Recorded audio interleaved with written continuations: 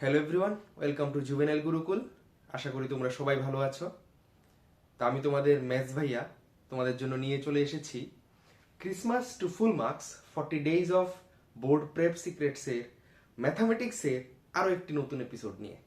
ঠিক আছে, তো এই এপিসোডে আমরা তোমাদের সাথে ডিসকাস করব অ্যালজেব্রার যে একটা টপিক বাকি রয়েছে, that means arithmetic progression and নতুন ইউনিট দ্যাট ইজ ইউনিট 6, যেখানে আছে কি মেনসুরেশন। এই টপিক দুটো নিয়ে ডিসকাস করব মার্কস ডিস্ট্রিবিউশন অ্যান্ড ইম্পর্টেন্ট যে টপিক এবং তার মধ্যে কিরকম টাইপের কোশ্চেন আসতে পারে বোর্ডসের জন্য সেগুলো নিয়ে। ঠিক আছে, তাহলে শুরু করা যাক। তো দেখো, তো মেইনলি যেটা বললাম এরিথমেটিক প্রোগ্রেশন মানে এপি, সেটা আছে আমাদের অ্যালজেব্রা। আর অ্যালজেব্রা খুব ইম্পর্টেন্ট, সেখানে 20 মার্কস থাকবে, অলরেডি বলে দিয়েছি কিভাবে মার্কস ডিস্ট্রিবিউশন। আর মেনসুরেশন থেকে থাকছে আমাদের 10 মার্কস, দ্যাট ইজ মেনসুরেশন দুটো চ্যাপ্টার আছে, area is related to circle and second one is surface area and volumes, basically combinations of solids. ঠিক আছে, তো 20 মার্কস কিভাবে আসছে সেটা আমরা বলে দিয়েছি, এখন আর বলছি না, তোমরা দেখে নাও একটু।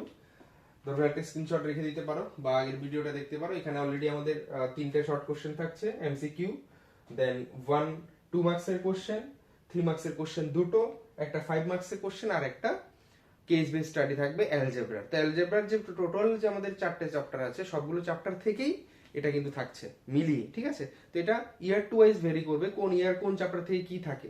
ঠিক আছে, এটা যে কোশ্চেন সেট করে ওনার উপর ডিপেন্ড করছে বা প্রিভিয়াস ইয়ার অ্যানালাইসিস করলেও দেখতে পাচ্ছি। ঠিক আছে, তাহলে যে arithmetic progression, basically arithmetic progression থেকে সবচেয়ে বেশি ইম্পর্টেন্ট হচ্ছে কেস বেস সবচেয়ে বেশি ইম্পর্টেন্ট। তারপর এমসিকিউ তো থাকেই, একটা এমসিকিউ মিনিমাম থাকবে। আর 5 মার্কসে যদি কেস বেস না দেয়, যদি কেস বেস কোনো কারণে দিল না, তখন 5 মার্কসে দিতে পারে। কিন্তু মেইনলি এপি থেকে প্রত্যেক বছর মোটামুটি আমরা দেখছি যে কেস বেস কোশ্চেন আসে। ঠিক আছে, আর 2 মার্কস 3 মার্কসের তো আসতে পারে। দেন তো মেইনলি চলো এপি যদি আমরা শুরু করি, এপি শুরু করার সময় এরিথমেটিক প্রোগ্রেশন, তো ওয়ান টাইপ অফ সিকোয়েন্স। ঠিক আছে, তো সিকোয়েন্স নিয়ে তোমরা আশা করি সবই জানো, তাও একটু আমরা রিপিটলি একটু বলে দিই। সিকোয়েন্স হচ্ছে কি, সিকোয়েন্স হচ্ছে একটা প্যাটার্ন, একটা নাম্বারের প্যাটার্ন, অর্থাৎ কোন একটা নাম্বার গুলোকে যদি একটা প্যাটার্নে ফেলতে পারো, যেমন ধরো 2 দিলাম, দেন 4 দিলাম, 6, 8। এবার আমি যদি জিজ্ঞেস করি যে এর পরের নাম্বারটা কত আসবে, then you can easily say that পরে 2 4 6 8 তারপরে 10 আসবে। ঠিক না, তো তখন তুমি আরামসে বলবে যে এরপরে 10 আসছে, এরপর 12 আসছে, অর্থাৎ কি তুমি একটা প্যাটার্ন পাচ্ছ এখানে। ঠিক না, সেই জন্য এই যে প্যাটার্নে যে সাজানোটা, তখন এটা এদেরকে আমরা কি বলবো, একটা সিকোয়েন্স। ঠিক আছে, তুমি 2 4 6 এইভাবে সাজাতে পারো, আর না হলে ধরো আমি এইভাবে সাজালাম 1 দেন 4 দেন 9, তারপর কত হবে, বা আমি আরেকটা দিয়ে 16 দিচ্ছি, তারপর কত আসবে। এবার তুমি যদি এটা ভালো করে দেখো, দেখবে যে এখানে এটা হচ্ছে 1 এর স্কয়ার, এটা হচ্ছে 1 স্কয়ার, এটা হচ্ছে 2 স্কয়ার, এটা হচ্ছে 3 square, and this one is 4 square. তারপর একটা কি আসবে, অবশ্যই 5 স্কয়ার আসবে, দেন 6 স্কয়ার আসবে, এন্ড চলছে। দ্যাট মিন্স আমার আসতে পারে কি 25 দেন 36, অর্থাৎ কি এটা একটা প্যাটার্নে পড়ে গেল। এবার এইভাবে যখন একটা প্যাটার্নে পড়ে যাবে নাম্বারকে, তাদেরকে আমরা কি বলবো, সিকোয়েন্স বলবো। আর arithmetic progression one type of sequence. ঠিক আছে, এখানে দেখো প্রোগ্রেশন কি, প্রোগ্রেশন আর সিকোয়েন্সের মধ্যে খুব একটা ডিফারেন্স নেই, বাট কথার মধ্যে আমাদের ভঙ্গিমার মধ্যে একটা ডিফারেন্স আছে, অর্থাৎ কি এই sequence where the general term can be expressed mathematically, but যেগুলোকে যখন আমরা ম্যাথমেটিক্যালি এক্সপ্রেস করে নিতে পারবো, তখন আমরা তাকে কি বলবো, তখন আমরা তাকে বলবো হচ্ছে ওয়ান একটা কি প্রোগ্রেশন। যেমন এই যে এটাকে, এটা হচ্ছে কি 2 4 6 8 10 12, অর্থাৎ ইভেন নাম্বারগুলোকে আমরা সাজিয়েছি না, তাহলে এটাকে আমরা এক্সপ্রেস করতে পারছি দেখো 2n হিসেবে না। এবার n এর ভ্যালু একটা তুমি বলতে পারো n belongs to natural number, n এর ভ্যালু যখন তো 1 বসাবে তখন 2 পেয়ে যাবে, n এর ভ্যালু 2 বসালে 4 পেয়ে যাবে, দেন এইভাবে। তো অর্থাৎ কি ম্যাথমেটিক্যালি তুমি এখানে এক্সপ্রেস করতে পারছো, তো সেজন্য এটা একটা কি হয়ে গেল, প্রোগ্রেশন হয়ে গেল। ঠিক আছে, তো সেম ভাবে হয়ে গেল। আর সিরিজ কি, সিরিজ হচ্ছে এই যে সিকোয়েন্সের যে যতগুলো টার্ম আছে সবগুলোকে তুমি যখন এখানে কমা না দিয়ে, তুমি যখন কমার জায়গায় যখন তুমি প্লাস প্লাস করে লিখবে, এগুলো যখন অ্যাড করে দেবে, তখন যে নতুন একটা প্যাটার্ন চলে আসছে, তাকে আমরা বলছি সিরিজ। দ্যাট মিন্স সিরিজ হচ্ছে কি, series means the sum of the elements in a sequence। ঠিক আছে, এই যে সিকোয়েন্স, এটা একটা 1 2 3 4 5 হচ্ছে একটা সিকোয়েন্স। এবার এদেরকে তুমি যখন কিভাবে লিখবে, এদেরকে তুমি যখন এবার কমা কমা দিয়ে লিখবে, সরি প্লাস করে নেবে, তখন সেটা হয়ে যাবে কি একটা সিকোয়েন্স।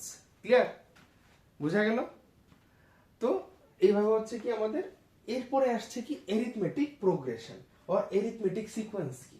ঠিক আছে, এরিথমেটিক সিকোয়েন্স হচ্ছে যখন যে নাম্বারগুলো যে আমরা নিয়েছি নাম্বারগুলোর মধ্যে যে ডিফারেন্স আসছে। এখানে দেখো দুটো নাম্বার 2 আর 4, 2 আর 4 এর মধ্যে ডিফারেন্স কত আসছে 2, বা 1 আর 4 এর মধ্যে ডিফারেন্স কত আসছে। ঠিক আছে, যখন তুমি ডিফারেন্সটা দেখবে, ডিফারেন্সটা কেমন হয়ে যাচ্ছে, ডিফারেন্সটা হয়ে যাবে যেমন এই যে 2 আর 4 এর মধ্যে আচ্ছা আমি একটা যদি এক্সাম্পলই নিয়ে নিচ্ছি এরিথমেটিক প্রোগ্রেশনের। ঠিক আছে, যেমন ধরো আমি নিলাম এখানে 2 4 6, যেটা নিয়েছি ওটাই লিখছি 8 10 এন্ড চলছে। তাহলে এই যে এটা একটা সিকোয়েন্স আমরা বলেছি। এবার এই সিকোয়েন্সে তুমি যখন পর পর দুটো টার্ম যখন দেখছো, দেখো 2 আর 4, 2 আর 4 এর মধ্যে এখানে ডিফারেন্স কত, 2 আর 4 এর মধ্যে ডিফারেন্স দেখছো এখানে 2, 4 আর 6 এর মধ্যে ডিফারেন্স 2, 6 আর 8 এর মধ্যে ডিফারেন্স 2, 8 আর 10 এর মধ্যে ডিফারেন্স 2। অর্থাৎ কি, যখন দুটো কনজিকিউটিভ টার্মস এর মধ্যে ডিফারেন্স সবসময় কি থাকে, কনস্ট্যান্ট।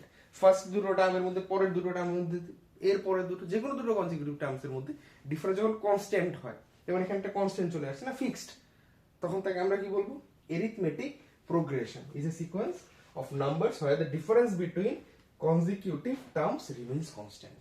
ঠিক আছে, তখন আমরা তাদের কি বলবো, এরিথমেটিক প্রোগ্রেশন। যেমন ধরো আমি বলি 1, তারপর 4, দেন আসছে কত 7, 1 4 7। ঠিক আছে, 1 4, দেন দিয়ে দিচ্ছি আমি 7, তারপর 10। ঠিক আছে, তাহলে দেখো এদের মধ্যে কনজিকিউটিভ যে ডিফারেন্স গুলো আসছে সেটা কত আসছে 3। তাহলে এটা একটা কি, এটা একটা এরিথমেটিক প্রোগ্রেশন। বোঝা গেল? তো নেক্সট যদি আমি বলি যে এরিথমেটিক প্রোগ্রেশনে যে ডিফারেন্সটা আছে, ধরো কি কি থাকে এরিথমেটিক প্রোগ্রেশনে। তো বেসিক্যালি এরিথমেটিক প্রোগ্রেশন আমাদের থাকবে দুটো জিনিস, একটা হচ্ছে ফার্স্ট টার্ম কত দিয়ে শুরু হচ্ছে, আর আরেকটা হচ্ছে ডিফারেন্স গুলো কত। ঠিক আছে, এই যে ফার্স্ট টার্ম সেটাকে আমরা বলি এ দিয়ে ডিনোট করি বেসিক্যালি। যেমন আগের এক্সাম্পলটাতে এ দিয়ে আমি যদি বলি 1, এ হচ্ছে কি আমার 1 ফার্স্ট টার্ম, প্রথম যে টার্মসটা থাকছে। আর ডি কে বলছি আমরা, ডি কত নিয়েছি 3, এই ডি কে বলছি আমরা কমন ডিফারেন্স। এটা তোমরা জানো, সেজন্য আমি এত কিছু লিখছি না, তো আশা করি জানো। ঠিক আছে, না জানলে তারপরে তুমি বলবে যে আমরা নেক্সট চেষ্টা করব ডিটেইলসে বলার জন্য। যদি ডাউট থাকে বলে দাও যে দাদা আমাকে এটার উপরে ডিটেইলসে লাগবে, তাহলে আমরা অবশ্যই এটার উপর আমরা ভিডিও বানাবো। ঠিক আছে, তো এখানে এ হচ্ছে কি 1 আর ডি হচ্ছে 3, কমন ডিফারেন্স। তখন যে এপিটা আসছে আমরা কি করেছি দেখো তো, কি করেছি, ডিফারেন্সটা সেম না, অ্যাকচুয়ালি এপিটা আসছে প্রথম 1, তারপর আমি করছি কি 1 এর সাথে 3 অ্যাড করে দিচ্ছি, 1 প্লাস 3। ঠিক আছে, তাহলে কত আসছে 4। আমি যদি আরো ডিটেইলসে যদি আমি লিখি, ধরো আমি এইভাবে লিখলাম, আমার কাছে আসলো তাহলে ফার্স্ট টার্মস, এটাকে আমরা বলছি a1, a1 তো 1 আছে। এবার সেকেন্ড টার্ম কত আসবে, তার সাথে আমি ডিটা অ্যাড করে দিয়েছি, তার মানে 4 চলে আসছে। এরপরের টার্মটা কত আসবে, 4 এর সাথে 3 অ্যাড করে দিয়েছি, তার মানে 7। অর্থাৎ আমি কিভাবে পাবো, আমার কাছে যদি a ফার্স্ট টার্ম আর যদি কমন ডিফারেন্স থাকে, a আছে আর কমন ডিফারেন্স, তাহলে তুমি খুব ইজিলি এপিটা খুঁজে পাবে, ইজিলি এপিটা ফর্ম করতে পারবে। ক্লিয়ার? তার মানে এপির জন্য আমার কি লাগবে, first term and common difference. And এপিটাকে আমরা কিভাবে লিখতে পারবো, এপিটাকে আমরা লিখতে পারবো বেসিক্যালি এইভাবে, এ এর সাথে কি করেছি আমরা, কমন ডিফারেন্স প্লাস করেছি, তারপরে আবার ডি অ্যাড করেছি, তাহলে ডি প্লাস ডি, তাহলে 2d হয়ে যাচ্ছে, তারপর আবার a প্লাস 3d। এইভাবে কন্টিনিউয়াসলি আমরা কনসিকিউটিভলি কি করছি, ডি অ্যাড করতে যাচ্ছি, তখনই আমি এপি সবগুলো টার্মস পাচ্ছি। ঠিক আছে, তো এই সবগুলো টার্মস যখন পাবো, এবার এখানে দেখো ডি এর ভ্যালু সবসময় যে পজিটিভ হবে এটা কোনো ম্যান্ডেটারি না। ডি এর ভ্যালু পজিটিভ হতে পারে, তখন এটা ইনক্রিজিং, যেমন এখানে ইনক্রিজ করছে। এবার আমি যদি আরেকটা এপি ধরো নিলাম, আরেকটা এপি ধরো নিলাম আমি, সেটা হচ্ছে ডিক্রিজিং, যেমন ধরো ডি এর ভ্যালু লেস দেন 0 না, আমি ধরো নিলাম 100, তারপর নিলাম 95, দেন 95, তারপর নিলাম 90, দেন 85, দেন 80। এইভাবে দেখো এপিটা যখন নিচ্ছি, এপিটাতে দেখো এখানে যে কমন ডিফারেন্স আসছে, তাহলে কমন ডিফারেন্স কিভাবে আসছে, যে পরপর দুটো ডিফারেন্স। অ্যাকচুয়ালি কমন ডিফারেন্স আমরা হিসাব করি d is equal to d2 minus d equal to a2 minus a1 দিয়ে, কেমন? সেকেন্ড টার্ম মাইনাস ফার্স্ট টার্মের মধ্যে ডিফারেন্সটাই হচ্ছে আমার কমন ডিফারেন্স। এটা সবসময় খেয়াল রাখবে। তুমি যে কোনো দুটো টার্মসের মধ্যে ধরো বড়টা মাইনাস ছোটটা গুলো কিন্তু হবে না, সবসময় কি করতে হবে, সেকেন্ড মাইনাস ফার্স্ট করতে হবে। ঠিক আছে, যেমন এখানে কি আছে, সেকেন্ড টার্মকে 95 আর ফার্স্ট টার্ম কত 100। এবার তুমি যদি 95 মাইনাস 100 করো তাহলে কত আসছে দেখো -5। তাহলে এখানে যে ডি এর ভ্যালু আসছে, এখান থেকে ডি এর ভ্যালু চলে আসছে -5, আর এটা কি নেগেটিভ, অর্থাৎ কি ডিক্রিজিং। দেখো এখান থেকে তুমি দেখেও বুঝতে পারছো যে গ্রাজুয়ালি ডিক্রিজ করছে ভ্যালুটা, 100 থেকে 80 তে চলে আসে, তারপর 75 এ চলে আসছে। দ্যাট মিন্স ডি এর ভ্যালু যদি less than 0 then AP is decreasing, আর ডি যদি ইকুয়াল টু 0 হয় তাহলে সেটা কি হয়ে যাবে, কনস্ট্যান্ট। ধরো তোমার কাছে এ আসলো, এ ইকুয়াল টু দিয়ে দিলাম আমি 10 আর ডি ইকুয়াল টু কত দিলাম 0, তখন এপিটা কি চলে আসছে 10, 10 প্লাস 10, 10 প্লাস 0, তারপর চলে আসছে আবার 10 প্লাস 0, তো কন্টিনিউয়াসলি এপিটা কি হয়ে গেল, কনস্ট্যান্ট। ঠিক আছে, দেওয়া হয় D is equal to 0 then it will called constant AP. আর জেনারেল ফর্মটা বলে দিলাম। ঠিক আছে, এবার কি ফাইনাইট এন্ড ইনফাইনাইট এপি। তো এখানে তো বলার কিছু নেই, যদি নাম্বার অফ টার্মস এপি তে ফাইনাইট নাম্বার হয় তখন সেটাকে আমরা বলছি ফাইনাইট এপি, আর যদি ইনফাইনাইট নাম্বারস অফ টার্মস থাকে তাকে আমরা বলবো ইনফাইনাইট এপি। যেমন এটা যদি ধরি, আমরা এখানে एग्जांपल দিয়েছি, এখানে কিন্তু শেষ করে দিয়েছি, তাই না, 100 95 90 85 80 করে আমরা শেষ, তার মানে এখানে 80 তে শেষ হয়ে গেল, তাহলে এপিটা কি হয়ে গেল, ফাইনাইট এপি। এবার আমি যদি না দিই, আমি দিয়ে দিলাম যে so on dotted dot dot দিয়ে দিলাম, তার মানে কি এখানে শেষ হয়নি, আরো আসবে এরপর। এরপর কত আসছে, এরপর ধরো 75 আসছে, এরপর 70, মানে তুমি বলে শেষ করতে পারবে না, তার মানে এখানে শেষ হচ্ছে না, একটার পর একটা কন্টিনিউয়াসলি আসছে। তো তখন এইভাবে যখন থাকবে তখন আমরা তাকে কি বলবো, infinite AP, that is number of terms in N AP is infinite. ঠিক আছে, এখানে एग्जांपल দিয়ে দিয়েছে অলরেডি, এটা বলার কিছু নাই আর। ফাইন, এবার যেটা মেইন ইম্পর্টেন্ট সেটা হচ্ছে nth term of an AP. একটা এপি nতম পদ তুমি কিভাবে বের করবে, nতম টার্মস কিভাবে বের করবে, এটার ফর্মুলা তো অলরেডি দিয়ে দিয়েছে যে a plus n minus 1 into d। মনে না থাকলে কিভাবে এসেছে, ধরো আমার a আসছে, সেকেন্ড টার্মটা কি বলেছি a প্লাস d আসছে, থার্ড টার্মটা a plus 2d, fourth term a plus 3d। তাহলে যদি ভালো করে খেয়াল করি, এখানে দেখো যে a এর সাথে অ্যাড হচ্ছে, যখন সেকেন্ড টার্ম তখন a এর সাথে কয়টা d অ্যাড হচ্ছে, সেকেন্ড টার্মে দেখো এর সাথে একটা d অ্যাড হচ্ছে, দেন থার্ড টার্মে এর সাথে দুটো, যখন থার্ড টার্ম তখন এর সাথে d কয়টা অ্যাড হচ্ছে, দুটো, ফোর্থ টার্মে এর সাথে তিনটে d অ্যাড হচ্ছে। তাহলে সেভাবে যদি nth টার্মে চলে যায় তখন a এর সাথে কয়টা d অ্যাড হবে, n থেকে একটা কম d, তাহলে n থেকে একটা কম d মানে কি n 1 ইনটু d অ্যাড হচ্ছে। ক্লিয়ার? তো সেজন্য AP এর যে general term an is equal to a plus n minus 1 into d, an means nth term, এটাকে আমরা an না দিয়ে অনেক সময় tn ও আমরা লিখে থাকি। ক্লিয়ার? তো ফর্মুলাগুলো এত একটা বলতে হচ্ছে না, আশা করি তোমরা জানো। এবার নেক্সট যেটা আছে এটা হচ্ছে এরিথমেটিক মিন। এটা অনেক সময় রিয়ারলি শর্ট কোশ্চেনে অনেক সময় চলে আসে। এরিথমেটিক মিন অ্যাকচুয়ালি কিছুই না, এরিথমেটিক মিন হচ্ছে যে কোনো দুটো নাম্বারের এভারেজ, যে কোনো দুটো নাম্বারের এভারেজ। যেমন ধরো তোমার কাছে আসলে কি a আর c যদি থাকে তাহলে তার এরিথমেটিক মিন কি হয়ে যাচ্ছে a প্লাস c বাই 2। ঠিক আছে, আর বলছে কি abc ap তে থাকবে সব সময়। দ্যাট মিন্স ধরো তোমার কাছে দিলাম আমি 4 and 8, 4 and 8 আছে, তাহলে তুমি যদি তাদের মিন বের করো, এরিথমেটিক মিন বলতে নরমাল যে আমরা এভারেজ বলি, এবার তুমি যদি এদের মিন বের করো তাহলে কত আসছে আমার, তাহলে দেখো কত আসছে, যখন তুমি মিন বার করছো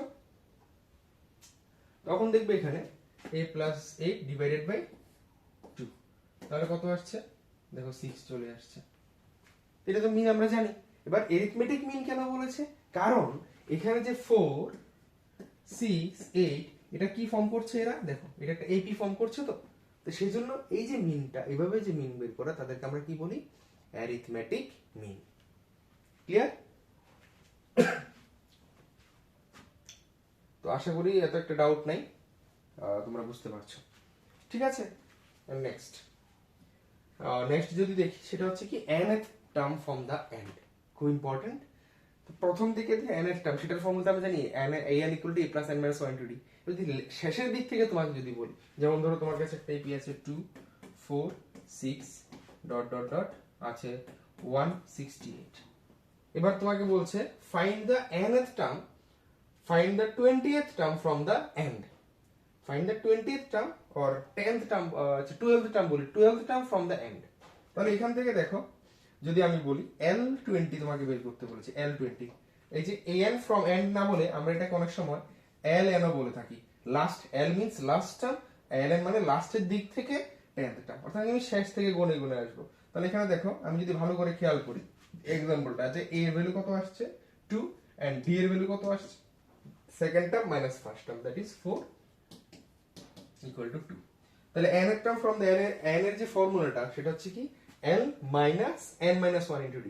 দেখো ওটার মধ্যে কি ছিল n এর মধ্যে কি ছিল a plus n minus 1 into d, plus হয়েছিল প্রথম থেকে যখন লাস্টের দিকে যাচ্ছি। এবার লাস্টের দিক থেকে যখন ফার্স্টের দিকে কাউন্ট করে যাব তখন কি হচ্ছে l minus n minus 1 into d, negative হয়ে যাচ্ছে। কেন? কারণ লাস্টের দিক থেকে এর আগের টার্মসটা কত আসবে বলো তো, কারণ এখানে রিজার 2 চলে আসছে, তাহলে 2 কম আসবে না। তাহলে কি হচ্ছে অ্যাকচুয়ালি লাস্টের দিক থেকে একটা এপি ফর্ম করছে না, যেটা হচ্ছে নেগেটিভ, প্রথম দিকে ছিল 2 এখন হচ্ছে -2। তো সেজন্য আমরা কি করব, n এর টার্মে আমরা এখানে মাইনাস করব l minus n minus 1 into d। তাহলে সেজন্য এখানে যদি l20 বের করি তাহলে ফর্মুলা কি l কত 168 মাইনাস n মাইনাস 1 কত বলেছি 12 টার্ম ইনটু d কত 2, তাহলে কত আসছে 168 মাইনাস 11 ইনটু 2 22, তাহলে কত চলে আসছে 146। ক্লিয়ার? তো শেষের দিক থেকে n এর টার্মের যে ফর্মুলাটা এগুলো অনেক সময় আমাদের শর্ট কোশ্চেনে জিজ্ঞেস করে না, find the 30th term from the end or না হলে এমসিকিউ তে আসবে what will be the 15th term from the end. ঠিক আছে, জাস্ট সিম্পলি ফর্মুলা অ্যাপ্লাই করে দিবে, তো আশা করি তোমাদের হয়ে যাবে। ক্লিয়ার? সো এবার যেটা আসছে সেটা হচ্ছে আমি কোশ্চেন নিয়ে ডিসকাস করব, প্রথমে থিওরিটা একটু পুরোটা ফর্মুলাগুলো একটু ডিসকাস করে নিই। ঠিক আছে, তো এখন হচ্ছে কি sum of first n terms, sum of first n terms যেটাকে আমরা ডিনোট করছি এস এন দিয়ে, খেয়াল করবে এস এন মানে সাম, এস ফর সাম, আর এ এন হচ্ছে nth টার্ম, আর এখানে হচ্ছে sum of n terms, that is আমি বলবো a1 plus a2 plus dot dot dot plus an, এটা হচ্ছে sum of first n term, এটাকে বলছি আমরা sn। ক্লিয়ার? ওটা ছিল an, nth টার্ম, এখানে সবগুলো টার্মের nth ফার্স্ট থেকে শুরু করে nth যে টার্ম সবগুলো নিয়ে প্লাস করে দিচ্ছি, এটা হচ্ছে কি nth টার্ম। ঠিক আছে, এটার যে ফর্মুলাটা আশা করি তোমরা জানো, সেটা হচ্ছে কি sn n/2 into 2a plus n minus 1 into d। এছাড়া আরেকটা ফর্মুলা আছে, if the last term is given then আমরা এই ফর্মুলাটা অ্যাপ্লাই করতে পারবো n/2 into a plus n। If last term is given, ধরো তোমার কাছে কি আছে, নাম্বার অফ টার্মস দেওয়া আছে, দেন ফার্স্ট টার্ম দেওয়া আছে আর লাস্ট টার্মটা দেওয়া আছে, দ্যাট ইজ nth টার্মটা দেওয়া আছে, তখন তাদের যে sn টা এটা আমরা डायरेक्टली এই ফর্মুলা অ্যাপ্লাই করে করতে পারবো, that is n/2 into a plus n। Clear? তখন এই ডিটেইলসে এত বড় ফর্মুলা আমার লিখতে হয় না, অটোমেটিক হয়ে যায় sn also known as n/2 into a plus n if the last term is known. Clear? তো কিভাবে ফর্মুলা এসেছে কি আসে বিষয়গুলো আমি ডিসকাস করছি না, কারণ এখন তো আমাদের শুধু প্র্যাকটিসের টাইম, কি কোশ্চেন এগুলো, তো এখন ফর্মুলা নিয়ে এত ডিসকাস করার সময় আপাতত নেই, আশা করি তোমরা এগুলো পারো, সেটা ভেবেই আমি এগোচ্ছি। ঠিক আছে, তো এখন হচ্ছে কি কেমন টাইপের কোশ্চেন আসতে পারে অ্যারিথমেটিক প্রোগ্রেশন মানে এপি থেকে। তো বেসিক্যালি এপি থেকে কি আসতে পারে, finding the nth term from the beginning or end, এই যে বললাম বিগিনিং অর এন্ড থেকে nth টার্মের যে ফর্মুলাটা সেটা তোমাদের আসতে পারে। nth টার্ম কিভাবে বের করবে, an বা ln, that means an or ln এর যে ফর্মুলাগুলো এটা আমাদের আসতে পারে, এগুলো রিলেটেড, বা unknown frequency finding the common difference of the given AP, একটা এপি দিয়ে দিয়েছে বা কিছু কন্ডিশন দিয়ে দিয়েছে, তখন তোমাকে বলছে d equal to what, d equal to বের করতে বলেছে। ঠিক আছে, এন্ড দেন কি বলেছে, finding n for which the nth term of two given APs are equal. তো এটা অনেক সময় বেসিক্যালি যে দুটো আলাদা আলাদা এপি দিয়ে থেকে, তো তাদের মধ্যে কি বের করতে বলেছে, নাম্বার অফ টার্মস বের করতে বলা হয়, যে which terms of this two APs are equal, এমন টাইপের আমরা ডিসকাস করবো, এমন টাইপের কোশ্চেন অনেক সময় দিতে হয়, দিয়ে থাকে। তো এগুলো অলরেডি তোমরা হয়তো বা প্র্যাকটিস করে নিয়েছো, বইতে আছে, আমাদের এনসিইআরটি এর মধ্যেও আছে, অন্য গাইড বইতেও আছে, তো আশা করি করে নিয়েছো, না করলে এনসিইআরটি একটু দেখে নেবে। দেন কেস বেসড স্টাডিজ কোশ্চেন আসতে পারে, find the n term or some of n terms, তো sn an দেন বা আননোন যে n এর ভ্যালু বা d এর ভ্যালু বের করা রিলেটেড কেস বেস কোশ্চেন আমাদের আসতে পারে এখানে। ঠিক আছে, আর কেস বেস তো very very important from AP. Clear? Like এখানে কি বলেছে, লাইক একটা অডিটোরিয়ামের দিয়ে দিতে পারে, একটা গ্যালারির মতো একটা আছে অডিটোরিয়ামে, step by step number of seat বাড়ছে, ফার্স্ট রোতে এক রকমের নাম্বার অফ সিটস, এর পরের রোতে আরেক রকমের নাম্বার অফ সিটস, এরপরে হয়ে যাচ্ছে। ঠিক আছে, দেন প্রোডাকশন রিলেটেড আসতে পারে, প্রোডাকশন গ্রাজুয়ালি ইনক্রিজ করছে, এটা একটা এপি ফর্ম করছে। ঠিক আছে, আমরা এগুলো নিয়ে ডিসকাস করবো, কোশ্চেন সলভ করবো আমরা আস্তে আস্তে। চলো,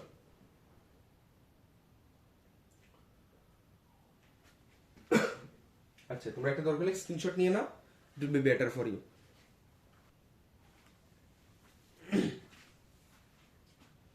নেক্সট যদি আমরা দেখি, আচ্ছা আরেকটা জিনিস, ইম্পর্টেন্ট জিনিস, ধরো কোন একটা এপির মধ্যে আমাদের আছে না, দেখেছো আমরা এক্সাম্পলে যে এপির মধ্যে কি আছে, কিছু কিছু এপির মধ্যে বলে দেয় ডিটেলস, বলে দেয় অনেক সময় কি আননোন থাকে, কি ফার্স্ট টার্ম আননোন, বা কিছু কিছু ম্যাথস এর মধ্যে দেখবে প্রবলেমের মধ্যে কমন ডিফারেন্স আননোন, সেটা আমার বের করতে হয়। আর নাহলে কত কিছু কিছু প্রবলেমের মধ্যে ফার্স্ট টার্ম কমন ডিফারেন্স দুটোই আননোন থাকে, ওইগুলো কিভাবে সলভ করবো সেটা হচ্ছে main important.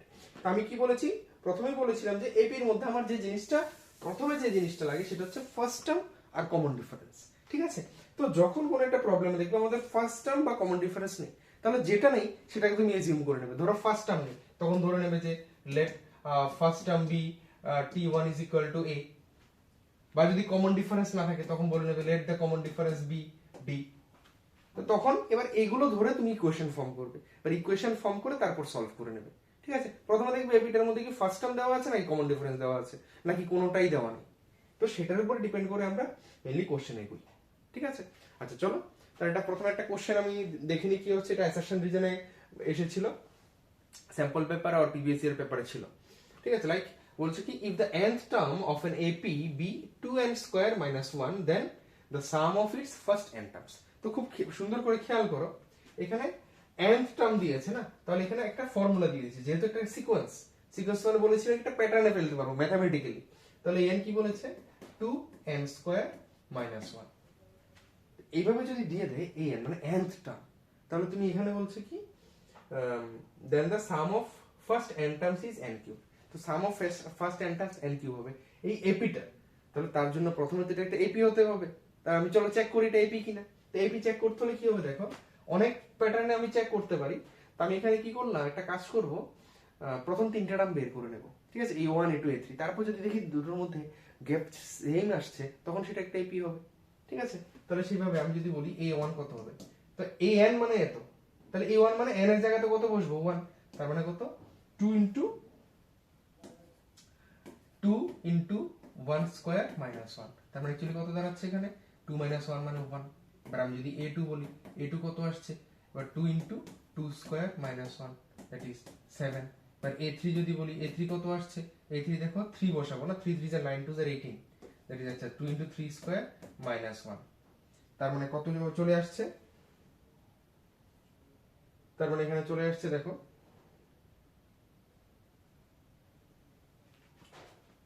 minus 1 equal to 9 to 18 17। ঠিক আছে, এবার যদি ভালো করে খেয়াল করো এখানে দেখো a2 minus a1 কত আসছে, a2 minus a1, তো a2 minus a1 কত 7 minus 1 তার মানে 6। এবার আমি যদি বলি a3 minus a2 সেটা কত আসছে 17 minus 7 মানে কত 10। তাহলে দেখো এদের মধ্যে কমন ডিফারেন্স, প্রথম দুটোর মধ্যে ডিফারেন্স 6, পরের দুটোর মধ্যে 10, is it an AP or not? এটা এপি হবেই না, কারণ ডিফারেন্স তো সেম না, এপি হতে গেলে ডিফারেন্স সেম হতে হবে। ঠিক আছে, তাহলে এখানে যে ফার্স্ট স্টেটমেন্টটা দিয়েছে এখানে ফার্স্ট স্টেটমেন্টটাই তো রং, বুঝা গেছে? এবার দেখো ফার্স্ট এ ইজ ফলস, এবার এ ইজ ফলস দিয়ে কয়টা অপশন আছে দেখো, শুধুমাত্র একটা অপশন আছে, তো এটা হবে কারেক্ট। তাও দেখি, বলছে a is false but r is true, এবার r is true কিনা দেখি। আগে কি বলেছে, if a and l and n are the first term, last term and number of terms of an AP respectively, then Sn is equal to n by 2 into a plus n। এটা তো correct, আগে দেখেছিলাম Sn এর formula n by 2 into a plus n, তাহলে এখানে Sn এর ফর্মুলাটা correct, but assertion that is a is false। কেন ফলস? কারণ এটা AP ফর্মই করছে না, তারপরে AP ফর্ম করলে তারপরে আমি সাম হিসাব করব, তাই না? AP তো না এটা। নেক্সট কোশ্চেন যদি দেখি, which term of an AP will be 132 more than it's 54th term. তাহলে কত নাম্বার টার্মস, এটা তো আমি জানি না কত নাম্বার টার্মস, সেই জন্য আমরা ধরে নেব লেট nth টার্ম বি 132 মোর। ঠিক আছে, তাহলে এখান থেকে তাহলে n এর টার্ম, কিন্তু আমি আগে a b এর মধ্যে কি কি আছে সেটা দেখি। এ কত আসছে, ফার্স্ট টার্ম হচ্ছে 3, কমন ডিফারেন্স কিভাবে বের করি, second term minus third term, second term কত 15 মাইনাস 3, 15 মাইনাস 3, তার মানে কত হয়ে যাচ্ছে 12। ক্লিয়ার? এবার আমি বলেছি n এর টার্ম, n এর টার্ম কত হয়ে যাবে, n এর টার্ম হয়ে যাবে a plus n minus 1 into d, তার মানে 3 plus 12n minus 12, that means 12n minus 9। Clear? এটা কার ফর্মুলা আসলো, n এর টার্ম। এবার বলছে n এর টার্মটা কি বলেছে, 132 more than it's 54th term. তাহলে আমি এবার 54 বের করে নিই। 54 টার্ম, a 54 কত হয়ে যাবে, a plus 54 minus 1 into d, d means কত এখানে 12। ঠিক আছে, তাহলে কত চলে আসছে দেখো, 3 প্লাস 53 ইন্টু 12। এবার ক্যালকুলেশন করে কত আসছে সেটা আমরা লিখবো। তো এবার অ্যাকর্ডিং টু কোশ্চেন আমার এখানে যে আনসার আসছে, আচ্ছা এটা একটু ক্যালকুলেট করে নিই, তাহলে কত আসছে 3 প্লাস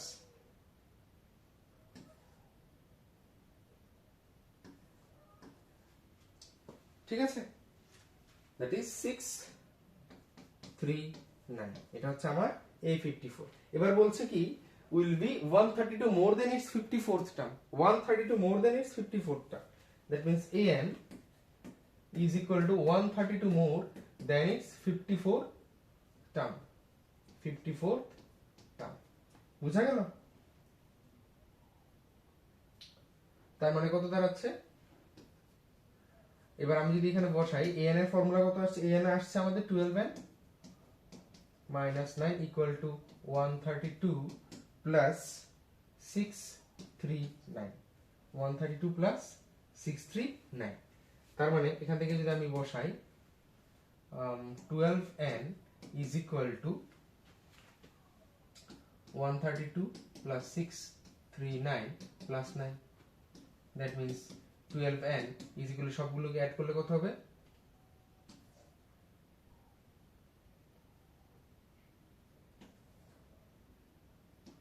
780। তাহলে n এর ভ্যালু কত চলে আসছে, 780 ডিভাইডেড বাই 12।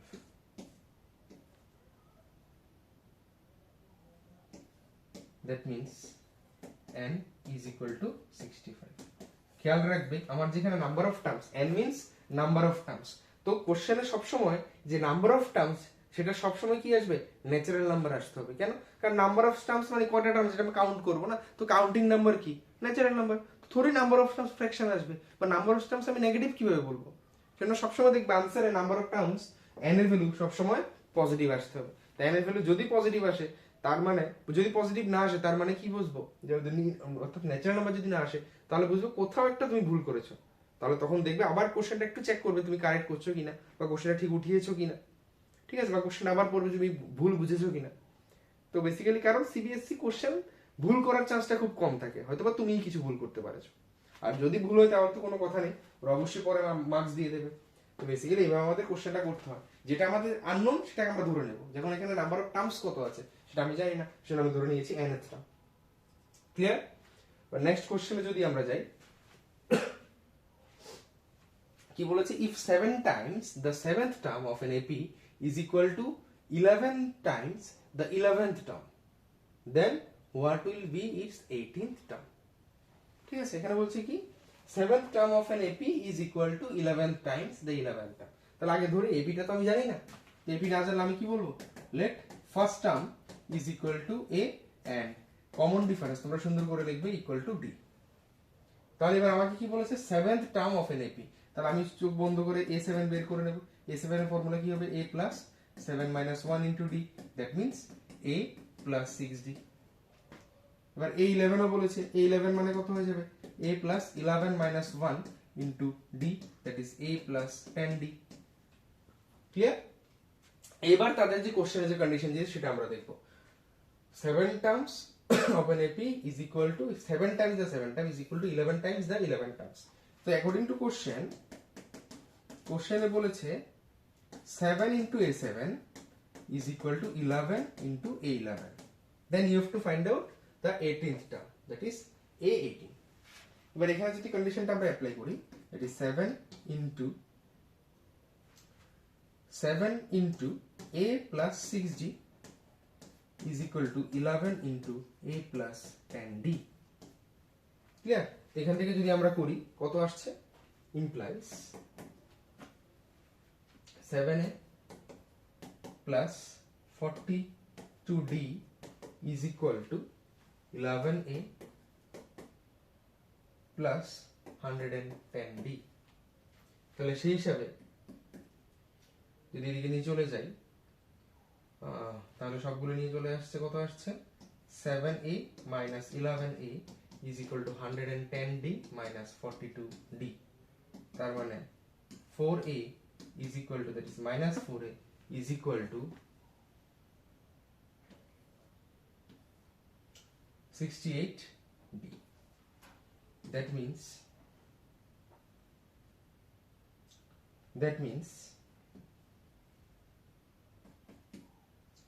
মাইনাস হবে, তো ক্যান্সেল হয়ে যাচ্ছে,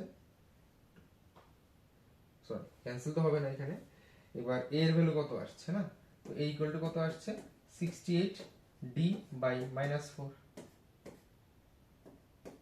দ্যাট ইজ মাইনাস 17d। এবার আমাকে কি বের করতে বলেছে, আমাকে বের করতে বলেছে 18th টার্ম। তাহলে 18 টার্মস আমি যদি বের করতে যাই, so therefore 18th term is equal two a plus 18 minus 1 into d, that's equal two a plus, এবার এখানে দেখো a এর ভ্যালু দিয়ে দিয়েছে, আমরা a এর ভ্যালু সাবস্টিটিউশন করে ইউজ করছি। এ থেকে দেখো a এর ভ্যালু কত আসছে মাইনাস 17d, তো মাইনাস 17d বসিয়ে দিলাম, প্লাস এখানে 18 মাইনাস 1 মানে 17d চলে আসলো। তো এবার মাইনাস 17d প্লাস 17d কত চলে আসবে 0, তার মানে এখান থেকে আসলো কত, so therefore a 18, that is 18th term, 18th term কত চলে আসলো 0 চলে আসলো। ক্লিয়ার? কেউ দেখে মনে হচ্ছে কিভাবে হবে, কিন্তু তুমি জাস্ট কিছুই করার নাই, তোমাকে জাস্ট দেখো এপি অঙ্কগুলো মেইনলি কি হচ্ছে, তোমাকে দেখবে এই ফার্স্ট টার্ম কমন ডিফারেন্স, কিছু কিছু অঙ্ক একটু আলাদা, কিন্তু তুমি দেখবে ফার্স্ট টার্ম কমন ডিফারেন্স দিয়ে দিয়েছে, তখন ইজিলি তুমি অঙ্কটা করে নিতে পারবে। জাস্ট সিম্পলি ফার্স্ট টার্ম বসিয়ে দিয়েছি, নাই মানে এ বসিয়ে দিয়েছি, কমন ডিফারেন্স নাই মানে ডি বসিয়ে দিয়েছি, এবার কোশ্চেনে যা যা বলেছে ওইগুলো নিয়ে তুমি এগোতে থাকবে, দেখবে আনসার ঠিকই হয়ে যাবে। অনেক সময় কিছু কমপ্লিকেটেড হয়ে যেতে পারে কিছু কিছু জিনিসে, কিন্তু আনসার আলটিমেটলি মিলে যাবেই যাবে। ক্লিয়ার? তাহলে নেক্সট প্রবলেমে যেতে পারি। নেক্সট প্রবলেম কি আছে, হ্যাঁ এবার বলছে ডিভাইড 56 ইনটু 4 ইকুয়াল পার্টস। হ্যাঁ এবার একটা জিনিস খুব সুন্দর জিনিস, তার আগে একটু আমরা বলি, সেটা হচ্ছে কি, আমার কাছে যদি তিনটে টার্মস বলে, if 3 terms are in AP, if, আশা করি তোমাদের মনে আছে, if 3 terms are in AP, তাহলে ওই এপিটাকে তোমরা কিভাবে নাও, তো তিনটে টার্মস যদি এপিতে থাকে তখন আমরা তাদেরকে নিই a a প্লাস d আর আরেকটা হচ্ছে a মাইনাস d, এভাবে আমরা তিনটে টার্মসকে নিয়ে থাকি, এটা a minus d a a plus d, তাহলে কি একটা সিমেট্রিক্যাল প্রসেস চলে আসে, a মাঝখানে আসলো, দুটো দু সাইডে চলে গেল। ঠিক আছে, এইভাবে যদি আমাদের if 5 terms are in AP থাকে তখন কি করব, মাঝখানে ফার্স্ট টার্ম আসবে a plus d a plus 2d, then এখানে আসছে a minus d a minus 2d। Clear? এটা হচ্ছে কি যখন ইভেন নাম্বার অফ টার্মস থাকে। এবার যদি কোশ্চেন আসছে if 4 terms are in AP, চারটে টার্মস যদি থাকে তখন কি করবে, তখন তো মাঝখানে একটা জিনিস থাকে না, যে 4 আঙ্গুল, মাঝখানে তোরই একটা আঙ্গুল আছে, দুটো আঙ্গুল আছে না, তো সেজন্য আমরা কি লিখলাম, একটা লিখলাম a মাইনাস d আরটা লিখলাম a প্লাস d, তাহলে বাকি কি করব, বাকি কি a প্লাস 2d লিখবো না, a প্লাস 3d লিখতে হবে, কারণ দেখো এখানে যে ডিফারেন্স কিন্তু 2d আসছে, ডিফারেন্স কত আসছে 2d, সেজন্য আমরা এপিটাকে নেব এইভাবে a প্লাস 3d এন্ড আরেকটা হচ্ছে কি a মাইনাস 3d, এই জিনিসটা একটু খেয়াল রাখবে, a plus 3d a minus 3d।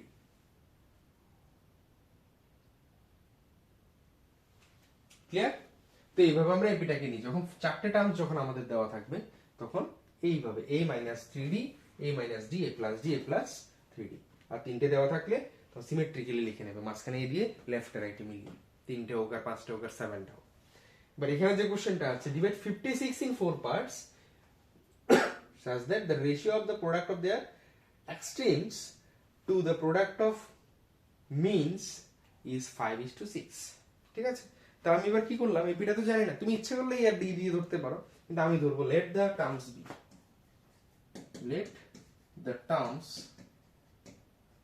আর কি ধরে নেব, চারটে টার্মস তো, তাহলে অবশ্যই a minus three d, a minus d, a plus d, a plus two d আমি ধরে নিচ্ছি চারটে টার্মস।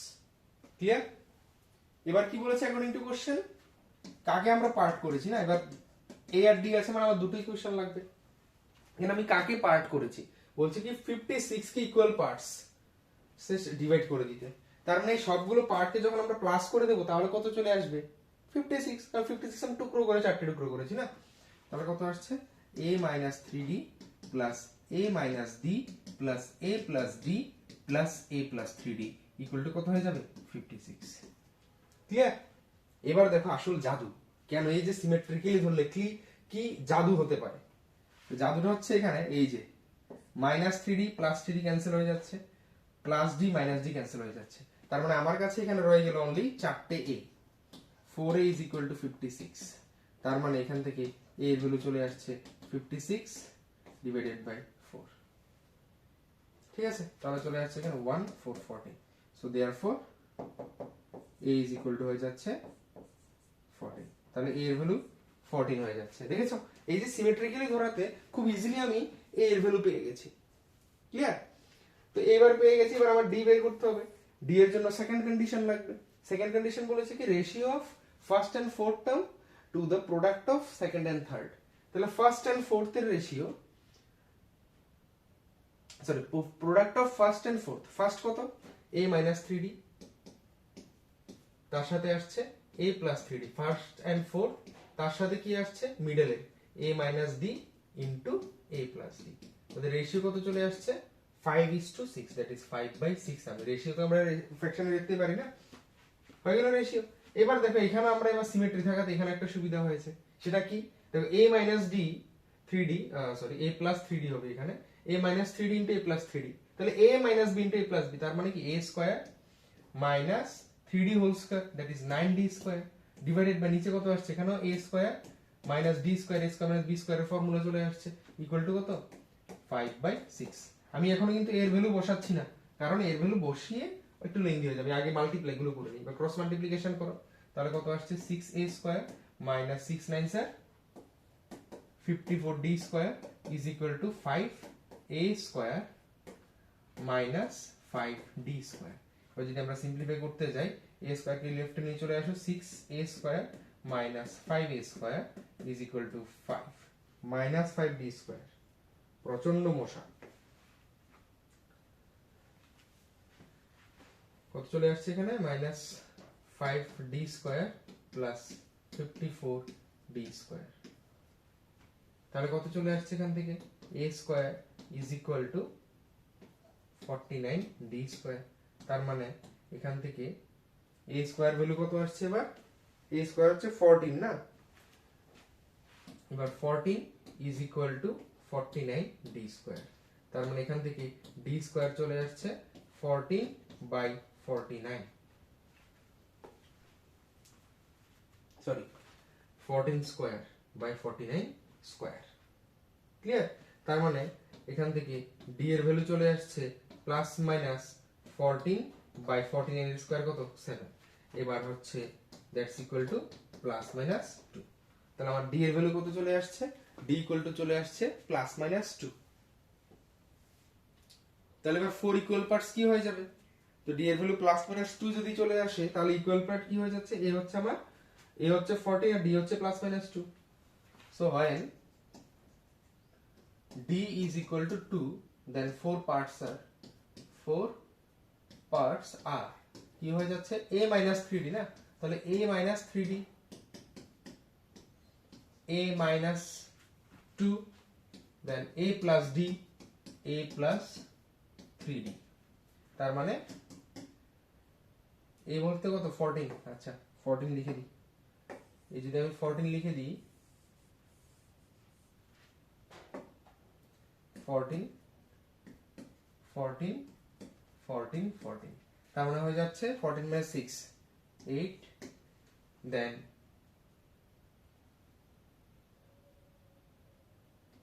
12 দেন 16, দেন 20, সরি 16, তারপর আসছে 20। ক্লিয়ার? তো এটা হচ্ছে আমার কি চারটে ইকুয়াল পার্টস। এবার -2 যখন দেবে, when d is -2, তখন পার্ট গুলো হয়ে যাবে এইভাবে 20, 16, 12, 8। ক্লিয়ার? তো আশা করি ডাউট নেই, এইভাবে আমাদের অঙ্কটা করতে হবে। ঠিক আছে, তো চলো আমরা এবার একটা দেখি, কি জানি বলে, case base study. Case base study যদি আমরা দেখি, যেহেতু কেস বেস স্টাডি কিন্তু very very important for AP, খুব বেশি ইম্পর্টেন্ট এপি থেকে কেস বেস স্টাডি। এখানে একটা এক্সাম্পল যদি আমি দেখি এরকম টাইপের, the school auditorium was to be constructed to accommodate at least 1500 people. The 1500 people, the chairs to be placed in concentric circular arrangement in such a way that each succeeding circular row has 10 seats more than previous. অর্থাৎ এটা অনেকটা এইভাবে set হচ্ছে। দেখো প্রথমে একটা circular rho হয়েছে, তারপর অডিটোরিয়াম আবার আরেকটা সার্কেল হচ্ছে, তারপর আবার সার্কেল হচ্ছে। এইভাবে গ্যালারিটা কি হচ্ছে, বড় হচ্ছে। ক্রিকেট খেলার যে গ্যালারি বা ফুটবল খেলার গ্যালারি বলতে পারো, যেভাবে প্রথমে কিছু আছে তারপর এইভাবে, তো এইভাবে যে ইনক্রিজ হচ্ছে, এটা কোন প্যাটার্নে ইনক্রিজ হচ্ছে, প্রত্যেকটা যে সার্কেল, প্রত্যেকটা সার্কেলের নাম্বার অফ সিটস তার পরের সার্কেলে কি হয়ে যাবে, 10টা করে সিট বাড়তে থাকবে কন্টিনিউয়াসলি। ঠিক আছে, তো এটা হচ্ছে মেইন প্যাটার্নটা। কার প্যাটার্ন? সিট অ্যারেঞ্জমেন্টের প্যাটার্ন। তাহলে সেই হিসাবে এবার আমাদের কোশ্চেনগুলো আনসার করতে হবে। আর যেহেতু 10 করে বাড়ছে, তাহলে ফার্স্ট রোতে কত ছিল বলছে, ফার্স্ট রোতে হচ্ছে first circular row has 30 seats. তাহলে প্রথম রো যদি 30 সিটস হয়, তাহলে তারপরেরটা কি আসবে, 40। তাহলে এটা একটা কি ফর্ম হবে বলতো, 30, তারপরেরটা 40, দেন 50, দেন 60, এইভাবে বাড়বে, বাড়তে বাড়তে থাকবে। তাহলে এটা একটা কি ফর্ম হচ্ছে, এটা একটা এপি ফর্ম হচ্ছে। ক্লিয়ার? তো ফার্স্ট কোশ্চেন হচ্ছে কি, if the first circular row has 30 seats, how many seats will be there in the 10th row? তাহলে it will form an AP. তাহলে এপি যেহেতু ফর্ম করছে, তাহলে এ কত দেখছি, এ দেখছি এখানে 30 ফার্স্টটা, এন্ড কমন ডিফারেন্স ইজ 10টা করে বাড়ছে, তার মানে কি হচ্ছে 10 প্লাস 10, কারণ বাড়ছে। তাহলে বলছে কি ইন দ্য 10th রো, তো 10th row number of seats in 10th row, 10th রোতে নাম্বার অফ সিটস মানে অ্যাকচুয়ালি আমার a10 বের করতে হবে। a10 এর ফর্মুলা কি, a + n - 1 * d। তার মানে অ্যাকচুয়ালি এর ভ্যালু কত হচ্ছে, 30 + n - 1, দ্যাট মিন্স ইদানে 10th রো, তো 10 - 1 * d মানে কত, 10। তার মানে 30 + 90, that means 126 on the 10th row. Clear? তো এখানে আমার বুঝতে হবে যে 10th রোতে নাম্বার অফ সিটস মানে অ্যাকচুয়ালি এখানে a10 এর কথা জিজ্ঞেস করছে, নট s10। কারণ 10th রোতে কয়টা আছে, ফার্স্ট রোতে 30, দেন 40, 10th রোতে কত আছে, তাহলে অবভিয়াসলি এখানে a10 বের করব, নট s10, সাম না। ক্লিয়ার? এবার সেকেন্ড যদি বলি, for 150 seats in the auditorium, how many rows needed to be there for 1500 seats. এবার 1500 সিটের জন্য বের করতে হবে, তখন টোটাল আমার 1500 আসতে হবে না, তাহলে টোটাল আসবে মানে কি, এখানে এসএন। ঠিক আছে, সো নেট এবার কয়টা আসবে তো আমি জানি না, so let S N is equal to 1500। অর্থাৎ আমি কি ধরে নেব, ধরে দেব যে number of rows be N. ঠিক আছে, তাহলে এসএন 1500 বললে আমি কি বলবো, এবার formula n/2 * 2a + n - 1 * d is equal to কত, 1500। এবার ভ্যালু বসাও, n এর ভ্যালু তো জানি, এটা বের করতে হবে, ইনটু 2a মানে কত, 2 * 30 + n - 1 * d কত, 10 ইজ ইকুয়াল টু 1500। তার মানে এখান থেকে চলে আসছে, আমি 2 কে জোর করে রাইটে নিয়ে চলে যাব, তাহলে n * 60, আচ্ছা নিয়ে না চলে গিয়ে আমি একটা কাজ করে আমি 2 কমন নিয়ে নিই। ঠিক আছে, তাহলে আমি 2 কমন নিয়ে নেব জোর করে, তাহলে n/2 * 2 যদি কমন নিয়ে নিই, তাহলে এখানে কত আসছে বলো তো, 30 + n - 1 * 5, কারণ আমি 2 কমন নিয়ে নিয়েছি, তাহলে 1500। তাহলে কেন, কারণ এখানে 2 ইজিলি কাটা যায়।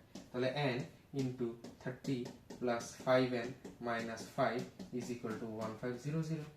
এবার আমি যদি ক্রস মাল্টিপ্লিকেশন করি, অ্যাকচুয়ালি এখানে আসছে কত, 25। তাহলে 5n² আমি একটু স্টেপ জাম্প দিয়ে দিই, + 25n ইজ ইকুয়াল টু 1500। আর সবগুলো থেকে দেখো 5 কমন যাচ্ছে, এবার 5 যদি কমন নিই তাহলে n square plus 5n is equal to 1500। That means 5 দিয়ে যদি তুমি কাটো তাহলে হয়ে যাচ্ছে এখানে 300। তার মানে n square plus 5n minus 300 is equal to 0। এবার তুমি এখানে কি করছো, এখানে তুমি সলভ করছো কিভাবে, using middle term factor. Quadratic equation যেভাবে সলভ করছি 300, তাহলে কিভাবে সলভ করবে, 300 কে তুমি ফ্যাক্টরাইজ করবে,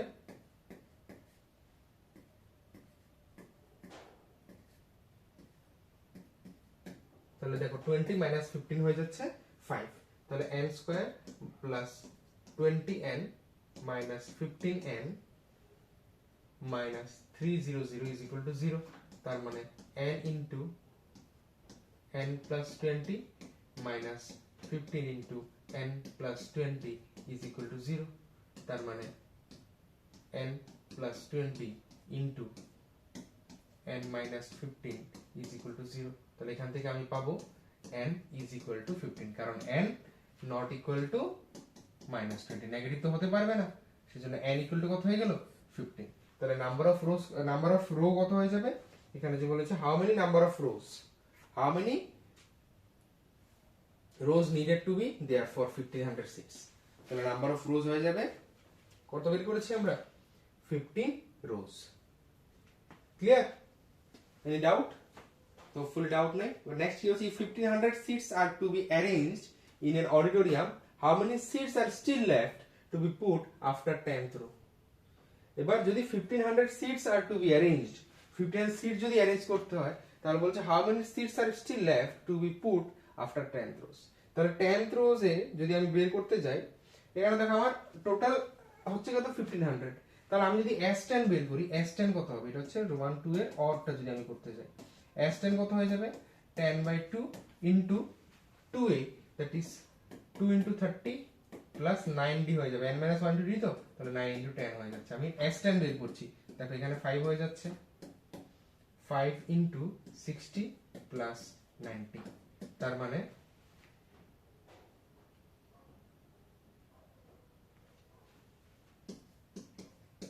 750। ঠিক আছে, তার মানে কয়টা হয়ে যাচ্ছে এখানে 750, 750 রো এখানে চলে আসছে, তাই তো।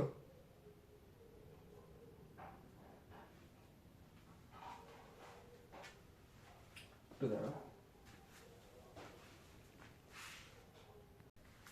হ্যাঁ তাহলে কত আসছে 756, তাহলে 10th রো s10 কত এসেছে 750। তাহলে আবার বলছে কি, যখন 10th রো পর্যন্ত 750 হয়ে গেছে, এবার বলছে কি রিমেইনিং 10th রোতে দেওয়ার পর আর রিমেইনিং কতগুলো সিট বাকি আছে না, তাহলে রিমেইনিং সিট কয়টা বাকি আছে, so therefore seat remaining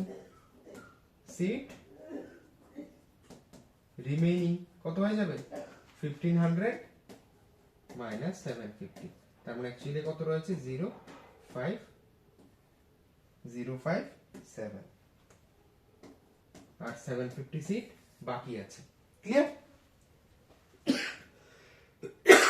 sorry, তো আশা করি বুঝতে পেরেছো। এবার লাস্ট অপশনটা আছে, if there were 17 rows in the auditorium, how many seats will be there in the middle row? তো বলছে যদি 17 rows থাকে টোটাল অডিটোরিয়ামে, how many seats will be there in the middle row? যদি 17 গুলো রো থাকে, 17 রো, ঠিক আছে, তাহলে 17 রো যদি থাকে, আচ্ছা আমি এখানে করে নিচ্ছি, ইফ देयर আর 17 রো, তাহলে মিডল রো কোনটা হবে, দেখো 17 রো যদি হয়, 17 অড নাম্বার না ইভেন নাম্বার, অড নাম্বার, তাহলে মিডল রো কোনটা হবে, if total number of row যদি 17, তাহলে মিডল রো কোনটা হবে, মিডল রো কত নাম্বার রো হবে, অবশ্যই তার middle 17 plus 1/2, that's equal to 8th row, ঠিক না, তাহলে 8th রো হবে আমাদের। তাহলে এবার বলছি কি how many seats will be there in the 8th row, তাহলে 8th রোতে কত হবে, তাহলে আমার 8 বের করতে হবে, 8 মানে কত হবে a plus 8 minus 1 into d, তার মানে actually 30 plus 70, that's equal to 100 seats. Clear, বুঝা গেছে। তো আশা করি কোনো ডাউট নেই আমাদের এপিতে। তো এপিতে মোটামুটি এতটুকু ডাউটই থাকবে, ক্লিয়ার? তো এই টাইপের অঙ্কগুলো আমাদের এপিতে মেনলি থাকার চান্স আছে, এর থেকে বাইরে আশা করি থাকবে না। বুঝা গেছে? তো ঠিক আছে, তো এপিতে মোটামুটি আমাদের কি থাকবে? এপিতে number of terms of in N AP, first term common difference কিভাবে বের করতে হবে, এটা একটা এপি কিনা কিভাবে চেক করব, দেন এসএন এর ফর্মুলাগুলো কি হবে, এন এর টার্ম ফ্রম দ্য লাস্ট কি হতে পারে, দেন আননোন যদি থাকে এ বা ডি বা এন তাহলে এগুলো কি করব, আর মোস্ট যেটা ইম্পর্টেন্ট সেটা হচ্ছে কেস বেস। তো কেস বেস মোটামুটি এরকম আসবে, আর কেস বেস পড়তে গেলে তোমার অবশ্যই কোশ্চেনটা খুব কেয়ারফুলি পড়তে হবে, ঠিক আছে? তো এপিতে মোটামুটি এগুলোই থাকবে, খুব বেশি কঠিন কিছু থাকবে না। তো কারণ লাস্ট যে প্রিভিয়াস অ্যানালাইসিস থেকে এপিতে এর বাইরের কিছু আমাদের আসে না, ঠিক আছে? খুব ইজি টপিকে খুব টাফ টপিক আমাদের আসে না, একটা দুটো আসলেও আসতে পারে, কিন্তু মোটামুটি তোমরা এগুলো করে হয়ে যাবে, ঠিক আছে? তো নেক্সট আমরা টপিক শুরু করি। নেক্সট করবো আমরা ইউনিট 6। ইউনিট 6 এর মধ্যে কি আছে? মেনসুরেশন। আর মেনসুরেশনে কি আছে? Areas related to circle and second is surface area and volume. Most very very important. আর এখানে আমাদের সবচেয়ে বেশি যেটা ভুল করে সেটা হচ্ছে কি ক্যালকুলেশন, ঠিক আছে? তো মেইনলি আমাদের যে unit 6 that is mensuration, mensuration থেকে আমাদের টোটাল 10 মার্কস থাকবে। তো 10 মার্কসের মধ্যে 3 এমসিকিউজ উইল বি देयर, তিনটে এমসিকিউ থাকবে, তারপর থাকছে 3 এমসিকিউজ, তারপর থাকছে একটা 3 মার্কসের কোশ্চেন, ভিএসএম ইজ 3 মার্কসের কোশ্চেন যার মধ্যে ইন্টারনাল চয়েস আসছে। তো খুব মোস্ট প্রবাবলি এগুলো যখন দিয়ে একটা সারফেস এরিয়া এন্ড ভলিউমস থেকে দেবে, আর একটা এরিয়াজ রিলেটেড টু সার্কেল থেকে আমাদের দিয়ে দেয়, তাহলে যে কোনো একটা তোমরা আনসার করতে হয়, ক্লিয়ার? আর একটা লং আনসার 5 মার্কসের। তো 5 মার্কসের যে সারফেস এরিয়া ভলিউমস থেকে খুব ইম্পর্টেন্ট কোশ্চেন আসে, আর ম্যাক্সিমাম টাইম যেটা আসে সেটা হচ্ছে surface area and volumes. Areas related to circle থেকে 3 মার্কসের আসার চান্স থাকে, আর সারফেস এরিয়া ভলিউমস থেকে 5 মার্কসের কোশ্চেন সবসময় আসেই আসে, ঠিক আছে?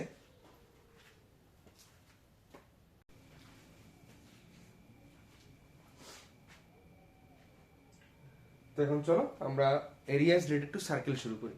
তো এরিয়াজ রিলেটেড টু সার্কেল হলে আমাদের সার্কেলের মেইন যে বেসিক যে ফর্মুলাগুলো আছে একটু রিক্যাপ করে নিই। যেমন সার্কেলের পেরিমিটারের ফর্মুলা কি, পেরিমিটার বলো আর সার্কামফারেন্স বলো, তার ফর্মুলা কি? C equal to 2 pi r, that means বাউন্ডারিটা, ঠিক আছে? তার এক্সপ্লেনেশনে কিছু দরকার নেই। আর এরিয়ার ফর্মুলা হচ্ছে equal to pi R square. আর সার্কেলের মধ্যে অবশ্যই আমরা জানি যে সার্কেলের যে সেন্টার থেকে, এটা হচ্ছে সেন্টার, সেন্টার থেকে যে সার্কামফারেন্সের ডিসটেন্সটা সেটা হচ্ছে আমাদের রেডিয়াস, আর রেডিয়াসের ডবল যেটা that means the longest chord is known as the diameter, ঠিক আছে? আর কর্ড হচ্ছে যে কোনো সার্কামফারেন্সের যে কোনো দুটো পয়েন্ট যদি আমি নিয়ে নিই A B, and that will be the chord of that circle, ঠিক আছে?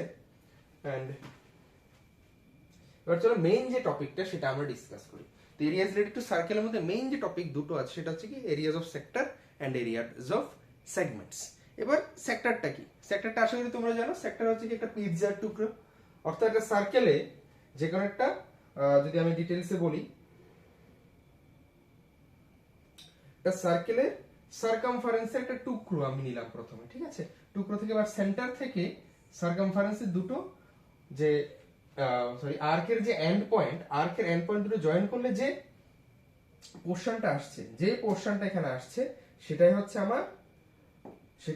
আমার সেক্টর, ঠিক আছে? সেটাই হচ্ছে আমার সেক্টর। তুমি যদি এটা বলে থাকো তাহলে this will be the sector, clear? এটা হচ্ছে আমাদের সেক্টর। এবার সেক্টর বের করতে হলে সেক্টর একটা জিনিস আমাদের খেয়াল করতে হয়, সেটা হচ্ছে কোন অ্যাঙ্গেলটা ফর্ম করছে, কোন অ্যাঙ্গেলটা ফর্ম করছে। ধরো এখানে এটা সেন্টারে থিটা অ্যাঙ্গেল ফর্ম করছে, ঠিক আছে? এটার উপরে মেইন ডিপেন্ড করছে, আর রেডিয়াস তো আর আছে। দেন যে সেক্টরের যে এরিয়াটা হচ্ছে, এরিয়া হচ্ছে কি টোটাল তো আমাদের পাই আর স্কয়ার, তার মধ্যে দেখো পাই আর স্কয়ার টোটাল গুলো হচ্ছে 360 ডিগ্রি না, তো সেজন্য আমাদের এরিয়া অফ সেক্টর হয়ে যাচ্ছে কি theta by 360 into pi R square. Total তো আমাদের পাই আর স্কয়ার হয়ে যায়, টোটাল হচ্ছে আমাদের 360 ডিগ্রি না। এবার তার মধ্যে আমাদের থিটা অ্যাঙ্গেল ফর্ম করছে, তাহলে theta by 360 into pi R square, এটা কি হচ্ছে এরিয়া, ঠিক আছে? এবার তোমাকে যদি বলে লেংথ অফ আর্ক, এই আর্কের লেংথটা কত হবে, তার জন্য হিসাব করতে গেলে দেখো পুরোটা যদি এক রাউন্ড আমরা ঘুরে যাই তখন কি হয় সার্কামফারেন্স আসে না, দ্যাট ইজ 2 পাই আর, কিন্তু এখানে অ্যাঙ্গেলটা কত হচ্ছে থিটা, তাহলে থিটা বাই 360 ইনটু 2 পাই আর হয়ে যাচ্ছে কি আমার সার্কামফারেন্স, লেংথ অফ আর্ক, ঠিক আছে? বুঝা গেল? এবার তোমাকে যদি বলে আর্কের পেরিমিটার কত হবে, perimeter of the arc, sorry perimeter of the sector. এবার পেরিমিটার অফ দ্য সেক্টর যদি তোমাকে বলে পেরিমিটার অফ দ্য সেক্টর, এটা একটু লিখে নাও, এটা অনেক সময় আমাদের কোশ্চেনে চলে আসে এমসিকিউ তে। তো পেরিমিটার অফ দ্য সেক্টরে কি হবে, আর্কের লেংথ হবে that is θ/360 into 2 pi R plus r দুটো রেডিয়াস আছে দ্যাট ইজ 2r। এটা হয়ে যাবে আমার কার formula, length of perimeter of the sector, specific এই সেক্টরটার পেরিমিটার আমার যদি বের করতে হয়। ঠিক আছে, বুঝা গেল? সো নেক্সট চলে আসো এবার একটা সার্কেলের মধ্যে সেগমেন্ট অ্যাকচুয়ালি কি। তো সেক্টর কি বললাম, সেটা হচ্ছে একটা খুব সুন্দর করে যখন সেন্টারকে নিয়ে একটা ট্রায়াঙ্গুলার ফর্ম যখন আমরা কেটে নিচ্ছি। আর সেগমেন্ট কি, সেগমেন্ট হচ্ছে তুমি যে কোনো ভাবে একটা কেটে নিয়েছো, জাস্ট দুটো টুকরো করে নিয়েছো, সেটা হচ্ছে সেগমেন্ট। এই যে এখানে ধরো এই যে XY যে XY কর্ডটা দেখো সার্কেলটাকে দুটো টুকরোতে ডিভাইড করে নিয়েছে না, দুটো পোর্শনে, দুটো পার্ট করে নিয়েছে, দুটো পিস করে নিয়েছে। তাহলে এই যে পিস তাদেরকে বলছি আমরা কি, সেগমেন্ট। এবার তার মধ্যে ছোট টুকরোটা আছে সেটাকে বলছি আমরা মাইনর সেগমেন্ট, এন্ড ছোট টুকরোটাকে বলছি মাইনর সেগমেন্ট, আর যে লার্জার যে পিস অর সেগমেন্ট সেটাকে বলছি আমরা মেজর সেগমেন্ট। ক্লিয়ার? এবার মেইন ব্যাপার হচ্ছে কি, এরিয়া কিভাবে বের করবে। এবার সেগমেন্টের এরিয়া বের করতে গেলে তোমরা জানো, তা একটু বলে দিচ্ছি। এখানে আমাদের কি করতে হয়, এখানে বেসিক্যালি আমি যদি কর্ডের দুটো এন্ড পয়েন্ট যদি আমরা জয়েন করি, দেখো এখানে যে পুরো যে পোর্শনটা আসছে এক্স ও ওয়াই পুরোটা হয়ে যাচ্ছে আমাদের সেক্টর। ঠিক আছে, কিন্তু আমার লাগবে এই মাইনর সেগমেন্টের এরিয়া না।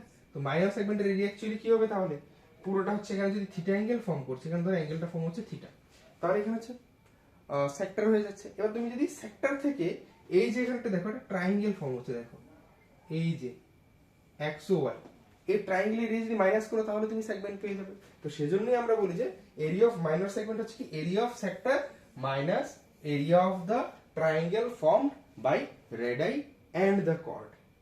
ঠিক আছে, তো এরিয়া অফ দ্য সেক্টর কি হয়ে যাচ্ছে, θ/360 into pi R square, and minus যে ট্রায়াঙ্গেলটার এরিয়া সেটা একটা ডিরেক্ট ফর্মুলা আপাতত শিখে রাখছে, কিভাবে আমি এক্সপ্লেন করছি না, সেটা হচ্ছে হাফ আর স্কয়ার সাইন থিটা। ঠিক, যদি অ্যাঙ্গেলটা থিটা ফর্ম করে 60 ডিগ্রি হলে কি সাইন 60 ডিগ্রি হয়ে যাবে, দ্যাট ইজ √3/2। ফাইন, তো তোমাদের বেসিক্যালি ক্লাস 10 এর সিলেবাসে 60 ডিগ্রি, 90 ডিগ্রি, 120 ডিগ্রি, 45 ডিগ্রি আর 30 ডিগ্রি এই অ্যাঙ্গেলগুলোই মেইনলি আছে, যেগুলো আমাদের ট্রাইগোনোমেট্রিতে যে অ্যাঙ্গেলগুলো কাজে লাগছে ক্লাস 10। ঠিক আছে, আশা করি বুঝতে পারছো। এটা হচ্ছে এরিয়া অফ মাইনর সেগমেন্ট। এবার তোমাকে যদি জিজ্ঞেস করে যে মেজর সেগমেন্টের এরিয়া কি হবে, এখানে থিটা তো আর এটা আসছে না। তো মেজর সেগমেন্টের এরিয়া কি হচ্ছে, টোটাল সার্কেলের এরিয়া থেকে তুমি মাইনর সেগমেন্টের এরিয়াটা মাইনাস করে দিলে তো তুমি মেজর সেগমেন্টের এরিয়া পেয়ে যাচ্ছ, তাই না? তো সেজন্য মাইনর সেগমেন্টের এরিয়া কি হচ্ছে, area of circle minus area of minor segment. Clear? ঠিক আছে, তো এবার নেক্সট যদি আমরা প্রবলেমে যাই, এটা এমসিকিউ যদি আমরা দেখি, মেইনলি এই দুটো ফর্মুলার উপরে পুরো areas of related to circle and যে চ্যাপ্টারটা এটা ডিপেন্ড করছে। ঠিক আছে, তো প্রথমে একটা যদি এরকম টাইপের এমসিকিউ অনেক সময় আসতে পারে, যে একদম বেসিক ফর্মুলার উপরে, the perimeter and area of a circle are numerically equal than the radius of the circle. Perimeter and area of same, তাহলে পেরিমিটার এরিয়া যদি সেম হয়, পেরিমিটারের ফর্মুলা কি 2 পাই আর, তো 2 পাই আর কার ইকুয়াল হয়ে যাচ্ছে, পাই আর স্কয়ারের ইকুয়াল হয়ে যাচ্ছে, পাই আর স্কয়ারের ইকুয়াল হয়ে যাচ্ছে 2 পাই আর। ক্লিয়ার? তো 2 পাই যদি পাই আর স্কয়ারের ইকুয়াল হয়ে যায়, তাহলে সেখান থেকে তুমি যদি আর এর ভ্যালু বের করতে যাও, দেখো পাই পাই ক্যান্সেল আউট হয়ে যাচ্ছে, পাই পাই ক্যান্সেল আউট হয়ে যাচ্ছে, that is 2r is equal to R square হয়ে যাচ্ছে। তার মানে সেখান থেকে আমি যদি হিসাব করি 2 is equal to R square by r, আর তো কখনো 0 হয় না রেডিয়াস, সেটা আমরা নিতে পারছি। তার মানে সেখান থেকে আর এর ভ্যালু হয়ে যাচ্ছে 2 ইউনিটস, আমরা ইউনিটস লিখব। ঠিক আছে, তাহলে রেডিয়াস কত হয়ে যাচ্ছে, 2 ইউনিটস।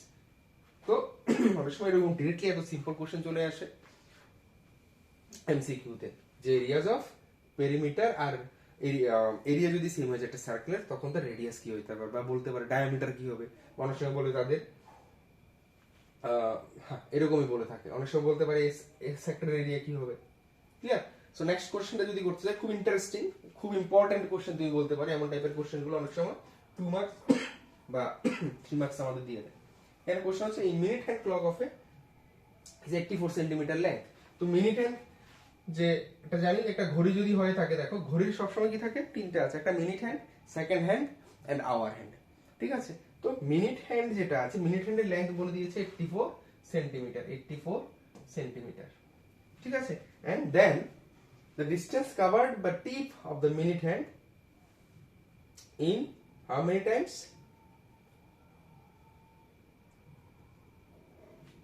In 25 10 10 to 10 25। দেখো এখানে 10 10 থেকে 10 25 পর্যন্ত কত মিনিট। ঠিক আছে, টিপটা যখন ধরো এখানে 10 10 আছে, 10 10 থেকে 10 25 25 কতটুকু পর্যন্ত, এখানে অ্যাকচুয়ালি 2 থেকে শুরু করে 10 কোথা থেকে বলো তো, 10 থেকে যখন এখানে 2 থাকে না, 1 2 12 1 2, 2 থেকে শুরু করে 25 পর্যন্ত এসেছে, 25 মানে 5 পর্যন্ত এসেছে। তাহলে এটা হচ্ছে আমাদের 10 থেকে 25। তাহলে অ্যাকচুয়ালি কত মিনিট, এখানে অ্যাকচুয়ালি হচ্ছে 25 মাইনাস 10, তার মানে 15 মিনিট।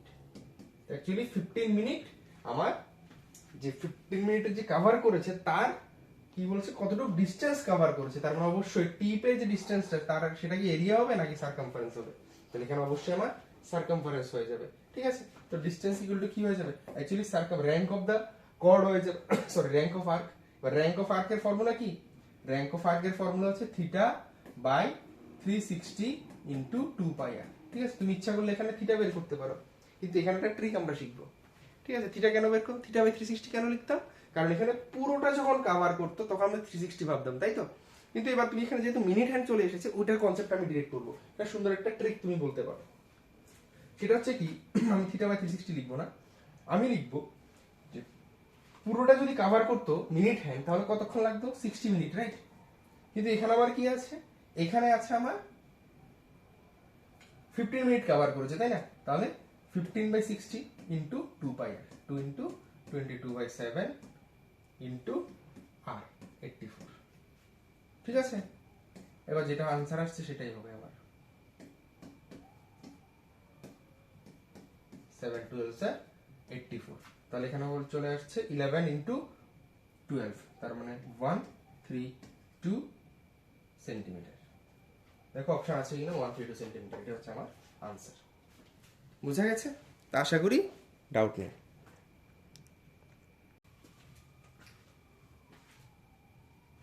নেক্সট কোশ্চেন যদি আমরা দেখি, এখানে কি আছে, the perimeter of A sector of radius 5.2 centimeter is 16.4 centimeter, find the area of the sector। এটা সেক্টরের পেরিমিটার দিয়ে দিয়েছে, বা সেক্টরের পেরিমিটার বলতে কেমন, এটা সেক্টর বলতে কি বোঝাচ্ছি আমরা, দেখো এই যে এখানটা সেক্টর দিয়ে দিয়েছে না, তো সেক্টরের অ্যাঙ্গেল ধরো কি আমি জানি না, অ্যাঙ্গেল কি আছে, এটা পেরিমিটার দিয়ে দিয়েছে আর আর এন্ড টোটাল পেরিমিটার বলতে পুরোটা। তো সেক্টরের পেরিমিটারের ফর্মুলা কি বলতো, সেক্টরের পেরিমিটার হচ্ছে 16.4 সেন্টিমিটার দিয়েছে, বা সেক্টরের পেরিমিটারের ফর্মুলা কি দেখেছিলাম, theta by 360 into 2 pi R plus 2 R is equal to কত জানি, ইজ ইকুয়াল টু 16.4 আমার দিয়ে দিয়েছে এখানে। ঠিক আছে, তো তুমি যদি ভ্যালুগুলো বসাও তাহলে দেখো theta by 360 into 2 pi R into 2 pi R plus 2 into 5.2। দেখো আমি কি করছি, দাঁড়া আরো সুন্দর করে করি। আমার লাগবে কি theta by 360 into pi R square, খেয়াল করো আমার লাগবে theta by 360 into pi R square, কারণ আমাকে এরিয়া অফ দা সেক্টর বলেছে। সেক্টর এরিয়ার ফর্মুলা কি, theta by 360 into pi R square. দেখো ঠিক আছে, তো এত কিছু আমি ভ্যালু না বের করে আমি ডাইরেক্টলি করব। সিস্টেমটা দেখো কি করছি, থিটা 360 ইনটু 2 পাই আর কত হয়ে যাবে, 16.4 মাইনাস 2 আর হয়ে যাচ্ছে। ঠিক আছে, তাহলে এখান থেকে যদি আমি বলি যে থিটা বাই 360 ইনটু পাই আর কত হয়ে যাচ্ছে, তো সেটা হয়ে যাচ্ছে, দেখো 2 রাইটে যদি চলে যায় তাহলে 16.4 মাইনাস 2 আর ডিভাইডেড বাই 2 হয়ে যাচ্ছে। ঠিক আছে, এবার আমার লাগবে কি sector area, theta by 360 into pi R square আমার লাগছে। দেখো তাহলে আর এক্সট্রা মাল্টিপ্লাই করছি, তাই না, তাহলে এখানে আমি আর এক্সট্রা মাল্টিপ্লাই করে দেবো, 16.4 minus 2 r divided by 2 into r. দেখো হয়ে গেল, তাহলে লেফটটাই তো সেক্টরের এরিয়া, রাইটে শুধু আমি ভ্যালুগুলো বসিয়ে দেবো। তাহলে কত আসছে, 16.4 minus 2 into 5.2 divided by 2 into 5.2। Clear? তাহলে দেখো এখানে কত আসছে, 16.4 মাইনাস 10.4 ডিভাইডেড বাই 2 ইন্টু 5.2। তার মানে অ্যাকচুয়ালি 10.4 মাইনাস 16, তাহলে আসছে 6/2 ইন্টু 5.2। তাহলে এখানে হয়ে যাচ্ছে 3 into 5.2 centimetre square, that means 3 into 5.2, তার মানে কত হয়ে যাচ্ছে 15.6 সেন্টিমিটার স্কোয়ার। ক্লিয়ার? দেখো বুঝা গেল? আশা করি ডাউট নেই, ডাউট থাকবে না এখানে। তো এখানে আমরা কোন টেকনিকটা ইউজ করেছি, আমার মেইন দরকার কি, আমার মেইন দরকার হচ্ছে θ/360 পাই আর স্কয়ার। তো সেই জন্য আমি কি করলাম, θ/360 পাই আর স্কয়ার আনছি। আমি এত পরিশ্রম করে এক্সট্রা কি হেডেক বের করে আমি θ/360 ভ্যালু বার করছি না, থিটার ভ্যালু বার করছি না, আমি ডিরেক্টলি আর এর ভ্যালু পাই আর স্কয়ার, আমার θ/360 পাই আর স্কয়ার আমার লাগবে। তো সেটা আমি বের করে নিয়েছি, ঠিক আছে? এইভাবে আমরা যদি অঙ্কগুলো করতে পারি তাহলে অনেকটা সময় বাঁচবে আর খুব ইজিলি হয়ে যাবে, ঠিক আছে? সেকেন্ড যে কোশ্চেনটা বলছে কি, এ chord of circle of radius 15 cm subtend an angle 60 degree at the center, তো find the areas of the corresponding minor and major sector। তো এটা আমি করাচ্ছি না, এটা তোমরা আশা করি নিজে পারবে, কারণ এখানে ডিরেক্টলি ফর্মুলা অ্যাপ্লাই করবে, ট্রিকের আর কিছু নাই, জাস্ট ফর্মুলাটা অ্যাপ্লাই করছে, অঙ্ক হয়ে যাবে, ঠিক আছে? তো সেটা আমি বলবো এটা তোমরা নিজেরা একটু ট্রাই করো, তোমরা নিজেরা একটু এটা ট্রাই করো, তাহলে আশা করি হয়ে যাবে, ঠিক আছে? তোমরা নিজেরা এটা ট্রাই করো, ক্লিয়ার? সো নেক্সট যে ব্যাপারটা আসছে কোশ্চেনটা, সেটা হচ্ছে কি, সেটা হচ্ছে একটা case base study on the base of কি surface area and volumes, sorry area related to circle, ঠিক আছে? দেখো এখানে কেস বেসটা যদি দেখো, love it pizzas and nowadays different type of pizza আছে। আর এখানে কি বলেছে দেখো, বোথ ইকুয়াল ডায়ামিটার, দুটো পিৎজারই ডায়ামিটার কত হচ্ছে, ডায়ামিটার হচ্ছে ফুল লেন্থ, এটা কত হয়ে যাচ্ছে 12 inches, and first pizza mark 1 has been cut into 6 equal part। দেখো এখানে ফার্স্ট পিজাটা 6টা ইকুয়াল পার্ট হয়ে যাচ্ছে, and second has been cut into 8 equal parts, ঠিক আছে? এবার হচ্ছে কি, find the perimeter of each slice of pizza 1, find the perimeter of each sides of pizza 2। এবার দেখো প্রথম পিজাটা তুমি যদি দেখো, এখানে হচ্ছে কি 6টা ইকুয়াল পার্ট হয়ে যাচ্ছে, তাহলে অ্যাঙ্গেল কত হচ্ছে, ঠিক আছে? তুমি যখন যদি অ্যাঙ্গেলটা তুমি থিটা যদি বের করতে চাও, থিটা কত হবে সেটা আমার বের করতে হবে না, তো আমি একটু ক্যালকুলেট করি। ইন পিৎজা 1, ঠিক আছে, থিটা ইকুয়াল টু কত হয়ে যাবে, থিটা ইকুয়াল টু কত হয়ে যাবে বলো তো? থিটা ইকুয়াল টু হয়ে যাবে, টোটাল তো আমার 360 আসছে না, 360 টোটাল কয়টা পিস হয়ে যাচ্ছে, 6টা পিস। তাহলে 6টা পিস যদি হয় 6 পিসেস, তাহলে আমার অ্যাঙ্গেল কত চলে আসছে 60 ডিগ্রি। তাহলে প্রত্যেকটা অ্যাঙ্গেল যে থিটা, থিটা হয়ে যাবে, আমি থিটা 1 দিয়ে দিই, থিটা 1 হয়ে যাবে কত 60 ডিগ্রি, ঠিক আছে? কারণ যদি সেকেন্ড পিৎজার ক্ষেত্রে একবার প্রথমে ক্যালকুলেট করে নিই, ইন পিৎজা 2, সেকেন্ড পিৎজার ক্ষেত্রে আমি থিটা 2 ধরে নিই, থিটা 2 কত হয়ে যাবে 8 পিস হয়ে যাচ্ছে না, তাহলে 360 ডিভাইডেড বাই 8, ঠিক আছে? তাহলে 8 হয়ে গেলে কত হবে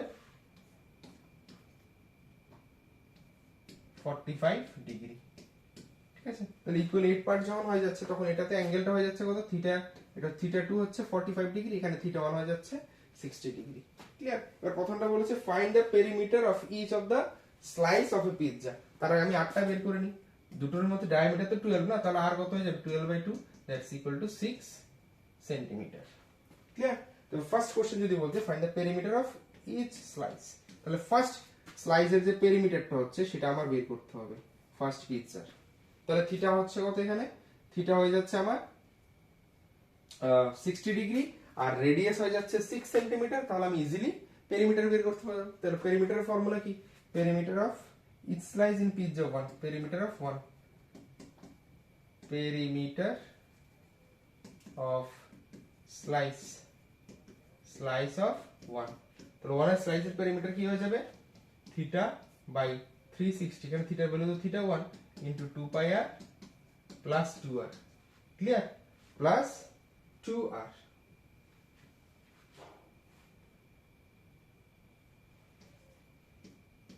তাহলে কত হয়ে যাচ্ছে, থিটা 1 হচ্ছে 60 by 360 into 2 into 22/7 into 6 plus 2 into 6, centimetre.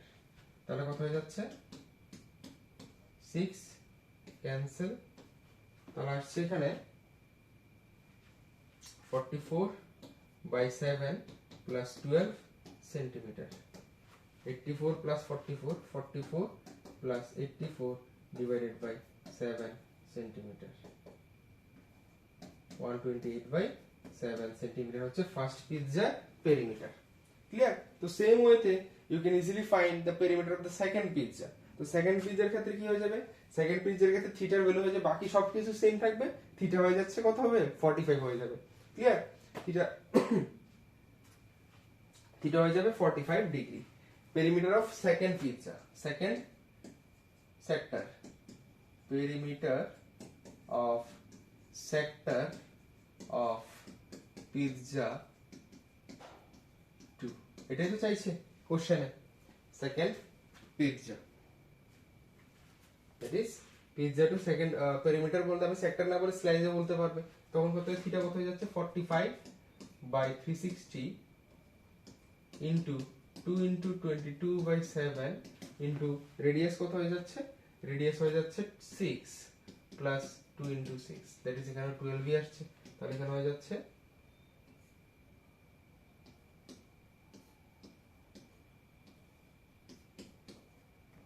1/8 না, তাহলে 2 2 যা 4 2 2 3, তাহলে হয়ে যাচ্ছে 6/7 is equal to 6/7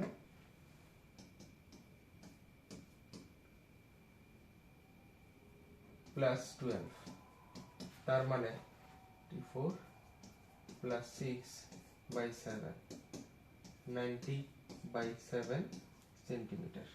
clear? This is second perimeter of the second slice. এবার থার্ড বলছে তাদের এরিয়ার রেশিও। কি বলছে এখানে দেখো, এখানে বলছে find the ratio of areas of each slice of pizza 1 and 2, 1 আর 2 এর এরিয়া। তাহলে এরিয়া অফ 1 আমি a1 দিয়ে দিচ্ছি, আর নিচে হচ্ছে এরিয়া অফ 2 a2। তাহলে a1 এর ফর্মুলা কি হবে, theta by 360 into pi into 6 square, কারণ এখানে আর তো হলো 6, সেকেন্ড পিৎজার ক্ষেত্রেও সেম, কিন্তু অ্যাঙ্গেল হয়ে যাচ্ছে এখানে 45/360 ইনটু পাই ইনটু 6 স্কয়ার। দেখো পাই পাই ক্যান্সেল হয়েছে, 6 স্কয়ার 6 স্কয়ার ক্যান্সেল, 360 ক্যান্সেল, তো কি আসছে এখানে 60 and 45, তাও এটা চলে যাচ্ছে কত 15 দিয়ে 4 15 দিয়ে 3, তার মানে 4/3। সো देयरफॉर এখানে যে রেশিও আসছে, রেশিও হয়ে যাবে 4:3, this will be the answer. তো 5 মার্কস 4 মার্কসে যদি কেস বেস আসতে পারে এমন টাইপের কিছু কোশ্চেনও আমাদের আসে, তাও আমরা দেখবো এনসিইআরটির মধ্যে আমাদের অনেক প্রবলেম আছে, এক্সারসাইজ সেগুলো তুমি ভালো করে সলভ করো, কনসেপ্ট ক্লিয়ার করবে, দেখবে ইজিলি তোমরা এগুলো পারবে। ক্লিয়ার? আশা করি ডাউট নেই। চলো নেক্সট যেটা আছে সেটা হচ্ছে সারফেস এরিয়াস এন্ড ভলিউমস। ঠিক আছে? তো সারফেস এরিয়া এন্ড ভলিউমস থেকে 5 মার্কসের কোশ্চেন আসার খুব বেশি একটা চান্স থাকে, very very important surface area and volumes. তো মেইনলি সারফেস এরিয়া ভলিউমস এর মধ্যে আমাদের ক্লাস 8 থেকে তোমরা যতগুলো 3D ফিগার নিয়ে পড়ছো, দ্যাট ইজ কিউবয়েড থেকে শুরু করে কিউবয়েড, কিউব, সিলিন্ডার, কোন, হেমিস্ফিয়ার, স্ফিয়ার, এই সবগুলোই তোমাদের এবার সবগুলো যে কম্বিনেশন, মেইনলি যেটা আসবে সেটা হচ্ছে কম্বিনেশন অফ সলিডস। মেইনলি যেটা তোমাদের থাকছে সেটা হচ্ছে combination of solid, combination of solids.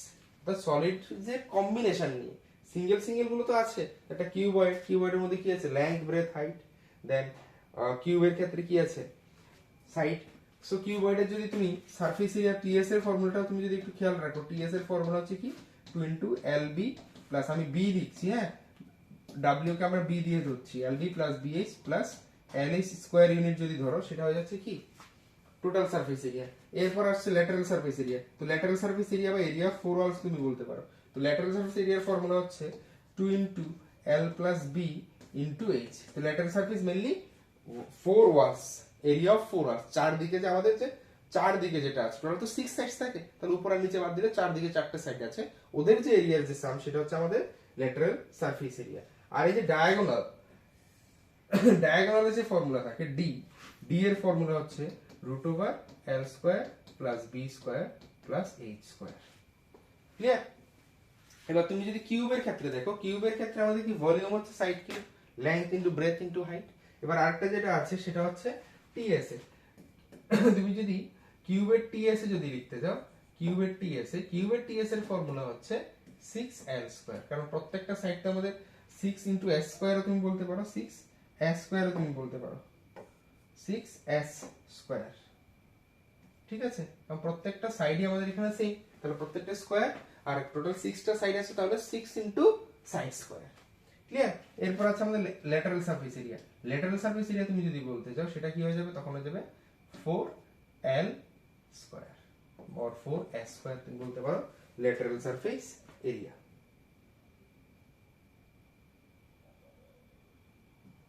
Clear? আশা করি ডাউট নাই। নেক্সট যে ফিগারটা আছে সেটা হচ্ছে কি আমাদের সিলিন্ডার। তো সিলিন্ডারের ক্ষেত্রে যে এরিয়া ভলিউম সেটা হচ্ছে কি πr²h ইউনিট কিউব। আর যদি আমি বলি CSA curve surface area, curve surface area হচ্ছে সাইডে যেগুলো আছে সেটা হচ্ছে কি 2πrh² unit, 2πrh² unit. And যে টোটাল সারফেস এরিয়া আসছে সেটা হচ্ছে 2πr × r+h, এগুলোতে থাকছে ইউনিট স্কয়ার। ঠিক আছে? এবার কোণ যদি বলো, কোণের ক্ষেত্রে যেটা খুব ইম্পর্টেন্ট সেটা হচ্ছে কোণের মধ্যে কি আছে। কোণের মধ্যে আমার রেডিয়াস আছে, আমার আরেকটা যেটা পারপেন্ডিকুলার যেটা ড্র করি তাকে বলি আমরা হাইট, কিন্তু যেটা একটু তেড়া যেটা থাকে, যেটা স্লাইড হয়ে আছে, সেটাকে বলি আমরা স্ল্যান্ট হাইট। Slant height. তো স্ল্যান্ট হাইটকে আমরা L দিয়ে ডিনোট করি, স্মল l দিয়ে। ঠিক আছে? তো এখানে যে রিলেশনটা, এখানে একটা রাইট অ্যাঙ্গেল ট্রায়াঙ্গেল ফর্ম করে, এখানে সবসময় খেয়াল রাখবে L² = R² + H²। এই রিলেশনটা সবসময় ফলো করো। অর্থাৎ যদি আমার দুটো আননোন থাকে, ধরো H and R are given, then you can easily find L, or L R H যদি থাকে তাহলে তুমি R বের করে নিতে পারবে। তো সেজন্য এই রিলেশনটা খুব ইম্পর্টেন্ট। দেন কোণের মধ্যে যেটা আছে সিএসএ কার্ভ সারফেস এরিয়া, সেটা হচ্ছে πrl² ইউনিট। আর টিএস এর ফর্মুলা হচ্ছে, একটু আমি মনে করে দিচ্ছি, রিক্যাপ করছি, তোমরা আশা করি মনে করতে পারছো এগুলো। টোটাল সারফেস এরিয়া হচ্ছে πr × r+l² unit. And third one is volume. So ভলিউমের যে ফর্মুলাটা, ভলিউমের ফর্মুলা হচ্ছে 1/3 πr²h কিউবিক ইউনিট। এটা ইজিলি মনে রাখতে পারবে যে ভলিউম ক্ষেত্রে কোণের ভলিউম হচ্ছে সেম, যদি সিলিন্ডার থাকে সিলিন্ডার ভলিউমের 1/3। কেন কি আসবে সেগুলো আমি আপাতত ডিসকাস করছি না। ঠিক আছে? এরপর হচ্ছে কি স্ফিয়ার। স্ফিয়ারের ক্ষেত্রে যেটা আছে, স্ফিয়ার হচ্ছে কি একটা বল। তো বলের মধ্যে কি আছে, অবশ্যই আমার রেডিয়াস আছে, অবশ্যই আমার কি আছে, এখানে রেডিয়াস আছে। স্ফিয়ারের ক্ষেত্রে কি আছে, স্ফিয়ারের ক্ষেত্রে আছে আমাদের রেডিয়াস। ডান?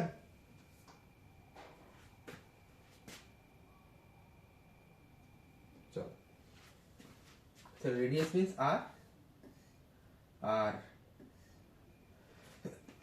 একটাই মেজার আছে।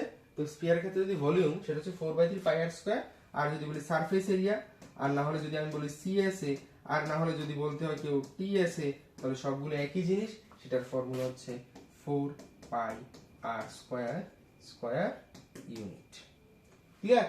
আর হেমিস্ফিয়ারের ক্ষেত্রে কি, হেমিস্ফিয়ার হচ্ছে যখন স্ফিয়ারটাকে তুমি একটা সলিড স্ফিয়ারকে মাঝখান দিয়ে কেটে দিচ্ছ, তো তখন এখানে অবশ্যই দেখো একটা কার্ভ সারফেস আসছে, আর বেস হচ্ছে একটা সার্কেল, তার মধ্যে রেডিয়াস।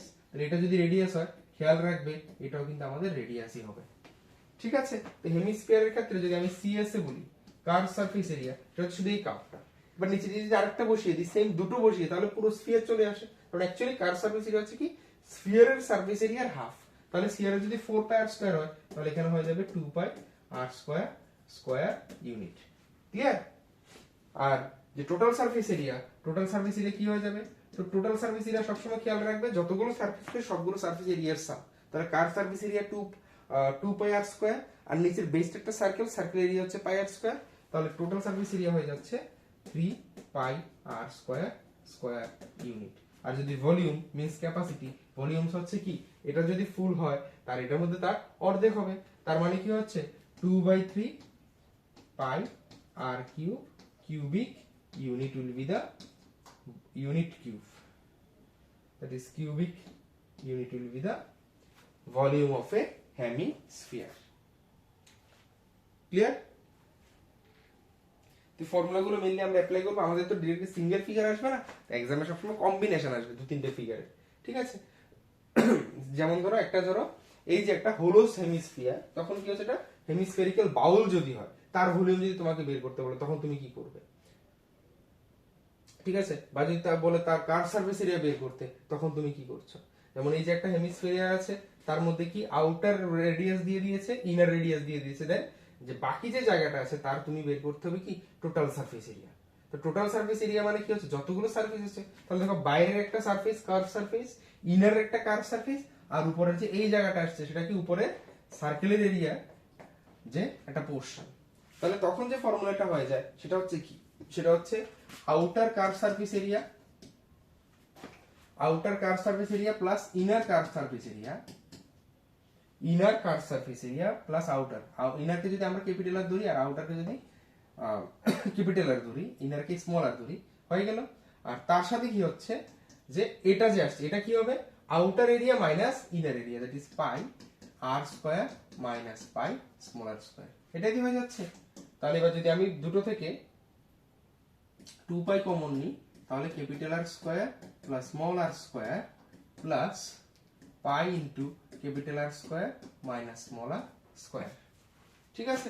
এবার যদি আমরা সুন্দর করে ক্যালকুলেট করি, তো ক্যালকুলেট করলে দেখবে 3r square minus r square হয়ে যাবে, that is 3 pi r square, এবার হচ্ছে 2 পাই r square minus pi r square, that is plus pi r square হয়ে যাচ্ছে, ঠিক আছে? তো এটা তোমরা ডাইরেক্টলি শর্ট কোশ্চেনের ক্ষেত্রে ফর্মুলাটা ইউজ করতে পারো, ক্লিয়ার?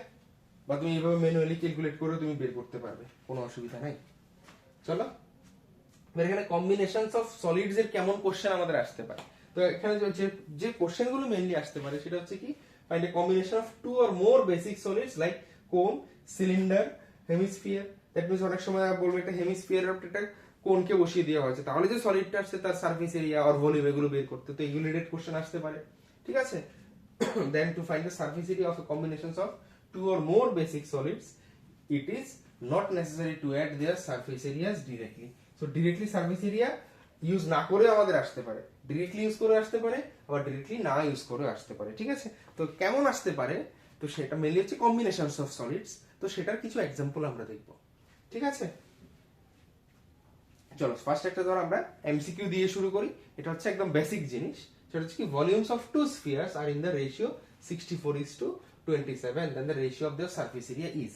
তাহলে ভলিউমের রেশিও দেওয়া আছে, you have to find out the area of the ratio of the surface area. তাহলে ভলিউমের রেশিও যদি দেওয়া থাকে আমি এইভাবে লিখবো 64:27 ভলিউমের রেশিও, তাহলে অবশ্যই বুঝতে পারছো প্রথমটার ভলিউম বেশি হবে, তাই আমি লিখলাম কি স্ফিয়ারের ভলিউম কি 4/3 পাই আর কিউব, তাই তো? আর এখানে হচ্ছে কি 4/3 পাই স্মল আর কিউব, কত হয়ে যাচ্ছে 64/27, 64/27, ঠিক আছে 27। তাহলে এখানে দেখো ভালো করে তুমি যদি খেয়াল করো, তাহলে এখানে শুধুমাত্র আমার r cube by small r কিউবই আসছে, দ্যাট মিন্স এটাকে বলছি আমরা 64/27, তার মানে actually capital r by small r whole cube, এটা হয়ে যাচ্ছে 64/27, দ্যাট ইমপ্লাইজ আমি যদি বলি এখানে ক্যাপিটাল আর বাই স্মল আর, সেটা হয়ে যাচ্ছে কিউব রুট অফ 64/27। এবার 64 এর কিউব রুট যদি দেখো, 64 এর কিউব রুট হচ্ছে 4 এন্ড 27 এর কিউব রুট হচ্ছে 3, কার ratio capital r by small r, clear? এবার আমার বের করতে হবে কার রেশিও, এবার আমার বের করে নিতে হবে তাদের সারফেস এরিয়ার রেশিও, ঠিক আছে? এটা রেডিয়াসের রেশিও আমরা পেয়ে গেলাম, এবার হচ্ছে সারফেস এরিয়ার ratio, ratio of surface area, ratio of surface area. তখন সারফেস এরিয়ার ফর্মুলা কি পাই 4 পাই আর স্কয়ার, আমি ক্যাপিটাল আরটা প্রথমে দিয়ে দিই 4 pi capital r square divided by 4 pi small r square. ভালো করে যদি খেয়াল করো দেখো আমার কাছে এখানে r বাই স্মলার হোল স্কয়ারই শুধুমাত্র আসছে। এবার r বাই স্মলার এর রেশিও কত আসছে? r বাই স্মলার হচ্ছে 4/3 whole square, that's equal to 16/9। তাহলে রেশিও কত হয়ে যাচ্ছে? 16:9। বুঝা গেল? তো এভাবে তুমি টেকনিক্যালি তুমি আলাদা করে আমার আর আর ক্যাপিটাল আর স্মলার এর ভ্যালু বের করতে হবে না, তাদের রেশিওটাই যথেষ্ট। তো রেশিওটা যদি পেয়ে যাও তাহলে, কারণ আমার সারফেস এরিয়াতে কি পাই দুটোর মধ্যে থাকবে, 4 দুটোর মধ্যে থাকবে, শুধুমাত্র আর এখানে চেঞ্জ হচ্ছে, তো সেজন্য তোমরা এটা ইজিলি করে নিতে পারবে। ঠিক আছে, বুঝা গেল? চলো এবার নেক্সট আরেকটা প্রবলেম আমরা যাই। নেক্সট যদি বলি, a solid right circular cone is cut into two parts at the middle of its height by a plane parallel to its base. Find the ratio of the volume of the smaller cone to the whole cone.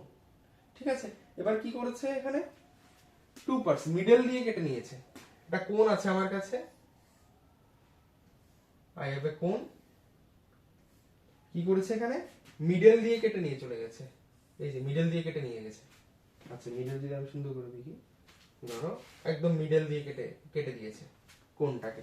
তাহলে দেখো আমি যদি খেয়াল করি, এই যে কেটে যখন নিয়েছে, উপর আরেকটা কোণ ফর্ম হচ্ছে আর পুরো একটা কোণ ফর্ম হচ্ছে। ঠিক আছে,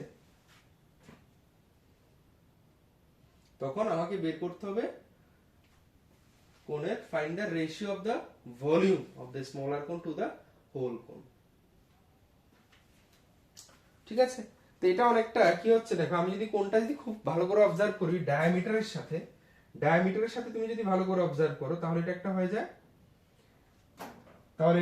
একটা ট্রায়াঙ্গেল, রাইট? এটা ট্রায়াঙ্গেল হয়ে যাচ্ছে দেখো, তো অবশ্যই প্যারালাল হয়ে যায়। এবার আমি যদি ধরো একটা পারপেন্ডিকুলারই ড্র করে দিই, তাও আমার কোনো অসুবিধা নাই, ভলিউম তো, তাহলে এটা হাইট, তাহলে মিডল দিয়ে যদি চলে যাচ্ছে তাহলে হাইটটাকে আমার ইকুয়ালি টু পার্ট করে নিচ্ছে। তাহলে এবার এখানে তুমি ইউজ করতে পারবে mid point theorem in triangle. তো ট্রায়াঙ্গেলের মিড পয়েন্ট থিওরেমে কি হয়, যদি এটা যদি একটা ট্রায়াঙ্গেল হয়ে থাকে, যদি এটা ধরো তুমি ছোট পার্টটা নিলে, রাইটের পার্টটা নিলে না, তাহলে এটা হয়ে যাচ্ছে আমার আর, এটা হচ্ছে রেডিয়াস আর। আর যদি হয় তাহলে এটা কি হয়ে যাবে? হাফ হয়ে যাবে না, r/2 হয়ে যাবে না? বুঝা গেছে? তাহলে রেডিয়াসটা হয়ে যাচ্ছে হাফ, আর হাইটটা অটোমেটিকলি, এটা তো আমার h/2, পুরোটা যদি h হয়, পুরো হাইট যদি আমার h হয়, তাহলে এটা হয়ে যাবে h/2।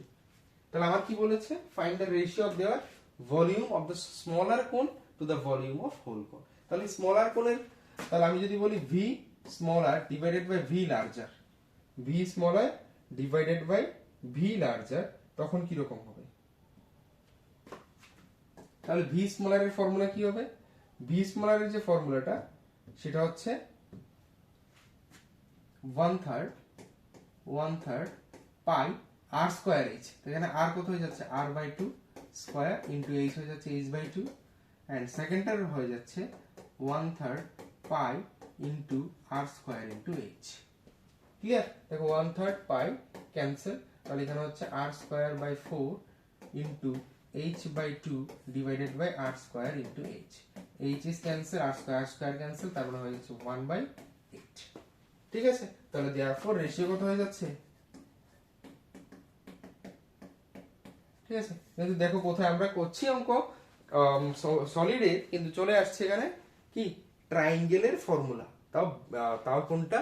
Mid point theorem. কারণ দেখো মিড পয়েন্ট দিয়ে যখন প্যারালাল লাইন ড্র করি, সেটা কি হচ্ছে? থার্ড সাইডকে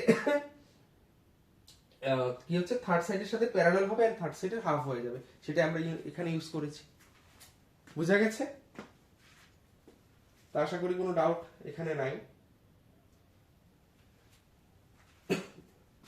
খুব ইম্পর্টেন্ট একটা কোশ্চেন এটা।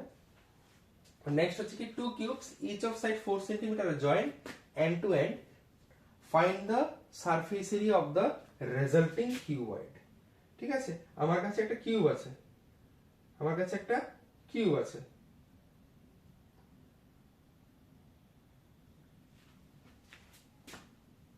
ধরো এই যে একটা কিউব। এবার আমি কি করলাম, এই কিউবটাকে একটার সাথে একটা লাগিয়ে দিলাম। ঠিক আছে, তো এটাকে আমি কালার করে দিই। যদি আমি কালার করি এখানে পুরোটাকে রেড করে দিলাম,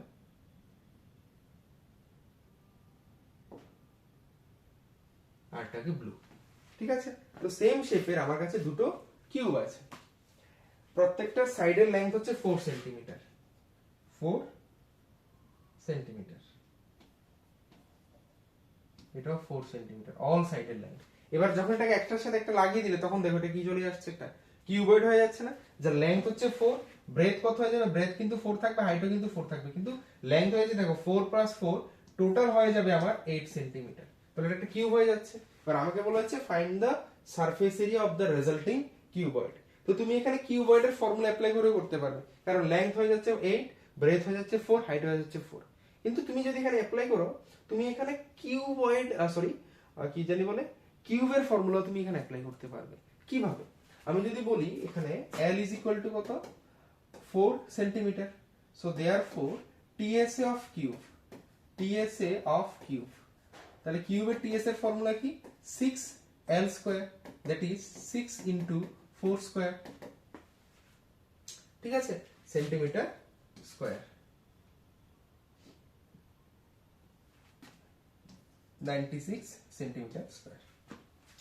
এবার দেখো একটার হচ্ছে 96 সেন্টিমিটার স্কয়ার, এবার দুটোর কত হয়ে যাবে? সো দুটোর হয়ে যাবে ইনটু 2। এবার আমি যদি বলি দেয়ারফর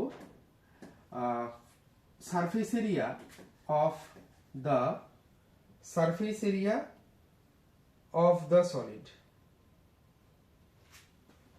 ঠিক আছে, surface area of the solid যদি আমাকে বের করতে বলে, অফ দ্য সলিড কত হয়ে যাবে?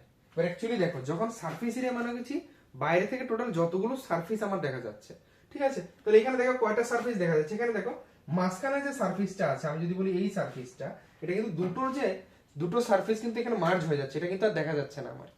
ঠিক আছে, যেমন ধরো আমি যদি বলি এখানে, ধরো এখানে দুটো আমার কিউবয়েড আছে, হ্যাঁ, এবার দুটোকে তুমি যদি এখানে মার্জ করে দাও একসাথে, মাঝখানে যে দেখো এই যে দুটো, এটা কিন্তু ওরা কিন্তু এবার অলরেডি মার্জ হয়ে গেছে, ওটা কিন্তু আর দেখা যাচ্ছে না। তাহলে বাকি যতগুলো সারফেস আছে ওদের এরিয়া আমার বের করতে হবে।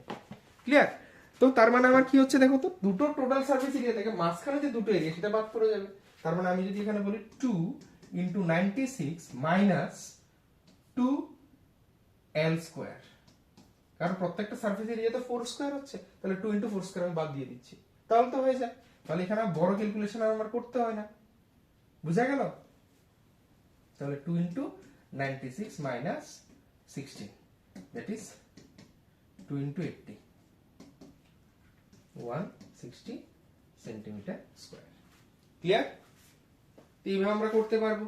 আর না হলে তোমরা এখানে যে কিউবয়েডের এরিয়ার ফর্মুলা দিয়েও করতে পারবে, area is equal to 2 into LB plus BH plus LH, এটা দিয়ে তোমরা করতে পারবে। দ্যাট ইজ 2 ইনটু L হচ্ছে কত? 8 into 4 plus 4 into 4 plus 8 into 4। ঠিক আছে, এটা দিয়েও তোমরা আনসার বের করতে পারবে। আনসার বের করলে দেখো 160 চলে আসছে। ক্লিয়ার? তো আশা করি ডাউট নেই। এইভাবে বের করতে পারবে। তো এটা আমাদের 2 মার্কসের কোশ্চেন অনেক সময় আসে, 5 মার্কসের জন্য এটা না, কিন্তু 5 মার্কসের জন্য হচ্ছে এই কোশ্চেনটা। এই কোশ্চেনটা 5 মার্কসে আসতে পারে। তো কোশ্চেনটা ভালো করে পড়ো। এখানে কি আছে? Vessels in the form of a hemispherical bowl surmounted by a hollow cylinder. Hollow cylinder of same diameter. The diameter of the hemispherical bowl is 14 cm and the total height of the vessel is 13 cm. Find the total inner surface area of the vessel. আমাদের একটা কি আছে? Hemisphere আছে। Hemisphere আছে। হেমিস্ফিয়ারটা কি দিয়ে সারমাউন্টেড? সারমাউন্টেড by A hollow cylinder. এটা cylinder আছে এটার উপরে, এটা সিলিন্ডার আছে। ঠিক আছে, এবার এখানে কি বলেছে? The diameter of the hemisphere is 14 centimetre. Diameter হচ্ছে আমাদের 14 সেন্টিমিটার। হেমিস্ফিয়ারের যদি 14 সেন্টিমিটার হয়, সিলিন্ডারের আমার 14 সেন্টিমিটারই হবে। And height of the vessel, total যে হাইট, টোটাল হাইট হচ্ছে আমার 13 সেন্টিমিটার। টোটাল হাইট হচ্ছে 13 centimetre. Now you have to find out the inner surface area.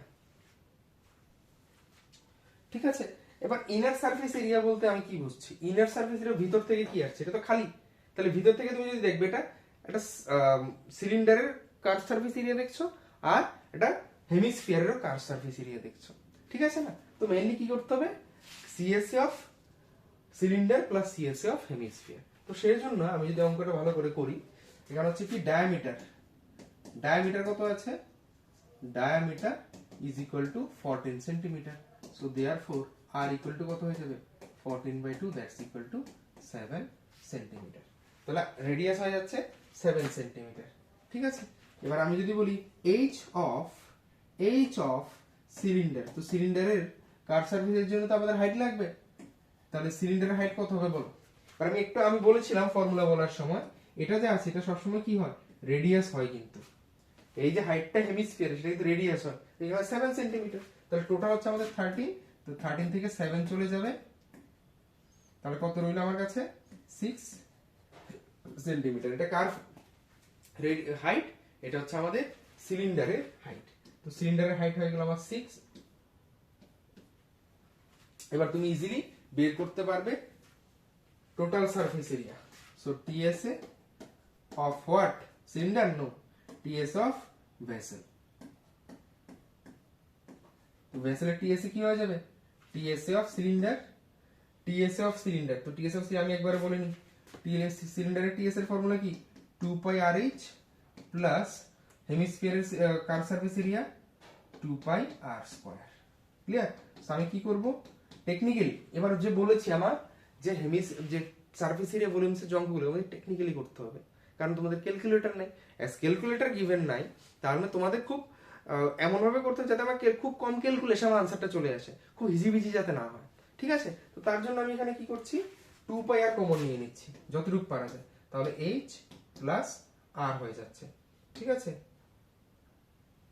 2πr into h plus r, তাহলে কত হয়ে যাবে, আমি এখানে যদি ক্যালকুলেশনটা করে নিই, 2 ইন্টু 22/7 ইন্টু r হয়ে যাচ্ছে 7 ইন্টু r প্লাস h, তাহলে 7 প্লাস 6, তাহলে এখানে হয়ে যাচ্ছে 44 ইন্টু 13 সেন্টিমিটার স্কোয়ার, তাহলে 572 সেন্টিমিটার স্কোয়ার, ঠিক আছে? সো এটা হয়ে গেল আমাদের যে গিভেন যে সলিডটা, সলিডের কার্ভ সারফেস এরিয়া। চলো এবার নেক্সট কোশ্চেনে যাওয়া যাক। নেক্সট কোশ্চেনে কি আছে, এটা খুব ইন্টারেস্টিং একটা কোশ্চেন, খুব ইম্পর্টেন্ট একটা কোশ্চেন, তুমি বলতে পারো এটাকে ইম্পর্টেন্ট একটা কোশ্চেন। কি বলেছে এখানে, cubical block of side 7 centimeter surmounted by a hemisphere, what is the greatest diameter of the hemisphere and find the surface area। তাহলে কি দেখো, অনেকটা ফিগারটার মতো একটা আমাদের কাছে একটা কি আছে, একটা কিউব আছে, কিউবিক্যাল ব্লক আছে, যার প্রত্যেকটা সাইডের লেন্থ হচ্ছে কত, 7 সেন্টিমিটার, ঠিক আছে? এবার এটার উপরে একটা কি আছে, একটা হেমিস্ফিয়ার দেওয়া হয়েছে, ঠিক আছে? একটা হেমিস্ফিয়ার বসিয়ে দেওয়া হয়েছে। এবার আমার কি হতো, অনেকটা এরকম, এবার আমার বের করতে হবে কি ম্যাক্সিমাম যে সাইজ অফ ডায়ামিটার হবে হেমিস্ফিয়ারের, সেটা আমার বের করতে বলেছি, গ্রেটেস্ট ডায়ামিটার, ঠিক আছে? তাহলে অবশ্যই যদি এখানে বসাতে হয়, অ্যাকচুয়ালি তুমি যদি ভালো করে খেয়াল করো, এটা স্কোয়ারের উপরে একটা সার্কেল বসানোর মতো, ঠিক আছে? তো স্কোয়ারের উপরে যখন একটা সার্কেল তুমি বসাবে, তখন তার ডায়ামিটারটা কি হবে, অবশ্যই সার্কেলে ডায়ামিটারটা হয়ে যাবে কিউবের লেন্থের সমান, ঠিক কি না? ভালো করে ইমাজিন করতে পারছো তো? তো ঠিক ওইটাই হবে এখানে, যে লার্জেস্ট লেন্থ, আচ্ছা length of side is equal to 7 centimeter. So therefore greatest diameter, তাহলে গ্রেটেস্ট ডায়ামিটার কত হয়ে যাবে, 7 সেন্টিমিটার, ঠিক আছে? বুঝা গেল? আর কোন ডাউট তো নাই এখানে, যেহেতু সারমাউন্ট করে আছে। এবার বলছে কি find the surface area of the solid, এটা হচ্ছে ইম্পর্টেন্ট। তুমি সলিডের সারফেস এরিয়া কিভাবে বের করবে? বা সলিডের সারফেস এরিয়া হচ্ছে বেসিক্যালি যতটুকু দেখা যাচ্ছে বাইরে থেকে। তুমি যদি ভালো করে খেয়াল করো, পুরো কিউবটা তো দেখা যাচ্ছে, কিন্তু এটার উপরে যখন একটা হেমিস্ফিয়ার পড়লো, হেমিস্ফিয়ার যখন পড়াতে কি হয়েছে, এই যে এখানে একটা সার্কেল তুমি দেখতে পাচ্ছ, এই সার্কুলার পার্টটা কিন্তু অটোমেটিকলি এখান থেকে ওমিট হয়ে গেছে। তার মানে বেসিক্যালি কি হচ্ছে, কি রইলো আর কিউবের মধ্যে কিউবের টোটাল সারফেস এরিয়া থেকে ওই সার্কুলার পার্টটা বাদ, তার সাথে আরেকটা উপর দিয়ে অ্যাড হয়ে গেল কি একটা হেমিস্ফিয়ারটা অ্যাড হয়ে গেছে, হেমিস্ফিয়ারের কার্ভ সারফেস, কারণ প্লেন সারফেসটা তো অলরেডি ঢাকা পড়ে গেছে, তাই না? তো সেজন্য এখানে যে total surface area of the solid হবে surface area of the solid, surface area of the solid is equal to কত হয়ে যাবে, TSA of solid, TSA of cube minus pi r square plus কি প্লাস করব এখানে, আর plus করছি আমি, আর প্লাস করছি হেমিস্ফিয়ারের curve surface area, that is 2 pi r square। ঠিক আছে, এবার এখান থেকে এবার কত হয়ে যাচ্ছে, ts of cube কত হয়ে যাবে, ts of cube হয়ে যাবে 6 into 7 square 6r square minus pi r square plus 2 pi r square হয়ে যাবে pi r square, তাহলে pi r square, তাহলে আর কত হয়ে যাচ্ছে 6 into 49 minus 22 by 7 into r square means 7 by 2 whole square, that is 7 by 2 into 7 by 2। ঠিক আছে, 11, তার মানে এখানে হচ্ছে কি 77 by 2, 6 into 49 is equal to 6 into 49, 6 into 49 minus 77 by 2, তো অ্যাকচুয়ালি হয়ে যাচ্ছে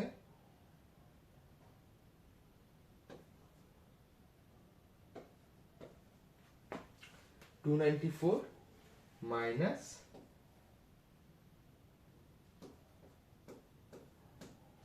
ঠিক আছে, সো অ্যাকচুয়ালি কত হয়ে যাবে এখানে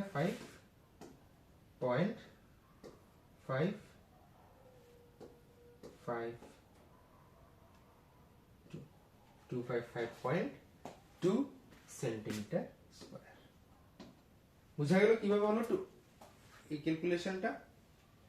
আচ্ছা, একটু ভুল করেছি, তাহলে এখানে প্লাস হবে, এখানে প্লাস হবে, এখানে -2 পাই r থেকে প্লাস পাই r স্কয়ার হবে, তো এখানে প্লাস হয়ে যাবে, একটু কারেকশন করে নাও, এখানে হয়ে যাবে আমার প্লাস, তাহলে হয়ে যাচ্ছে 0.52332.5 সেন্টিমিটার স্কয়ার।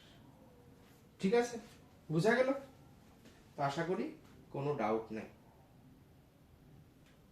আচ্ছা বলো তো, যদি এটার ভলিউম বের করতে হতো তখন কি হতো? যদি কোশ্চেন করতো এটার ভলিউম, টোটাল যে সলিডটা এসেছে তার ভলিউম কি হবে?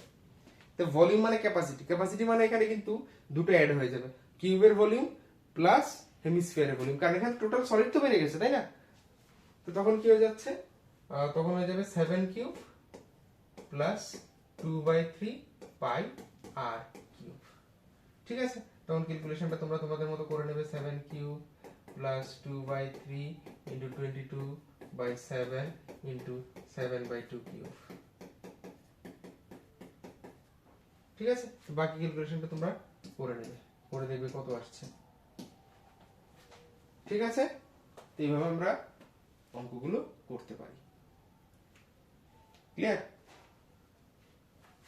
এবার চলো তো আরেকটা যদি আমরা করতে যাই, এখানে কোশ্চেন খুব ইম্পর্টেন্ট, এটা অনেকে এগুলোর মধ্যে ডাউট থাকে, আমার স্টুডেন্টরা অনেক সময় বারবার জিজ্ঞেস করে, স্যার এটা আমি বুঝতে পারছি না, বুঝিয়ে দাও কিভাবে আমি ক্যালকুলেট করব।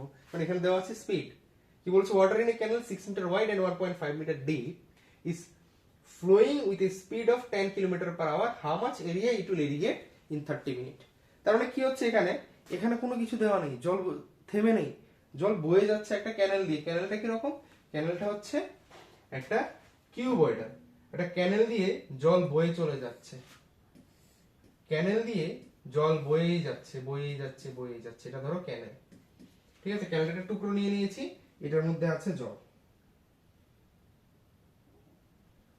এখান দিয়ে জল বয়ে যাচ্ছে। ঠিক আছে, জল বয়ে যাচ্ছে, জল বয়ে যাচ্ছে। তো তখন এখানে যখন আমরা ক্যালকুলেশন করতে যাব, এটা হচ্ছে আসল ব্যাপার, যে স্পিড অফ দ্য 10 km/h, মিনিটে আছে 30 মিনিট আর 10 km/h। এবার আমি হিসাব করি speed of water, speed equal to কত, 10 kilometre per hour.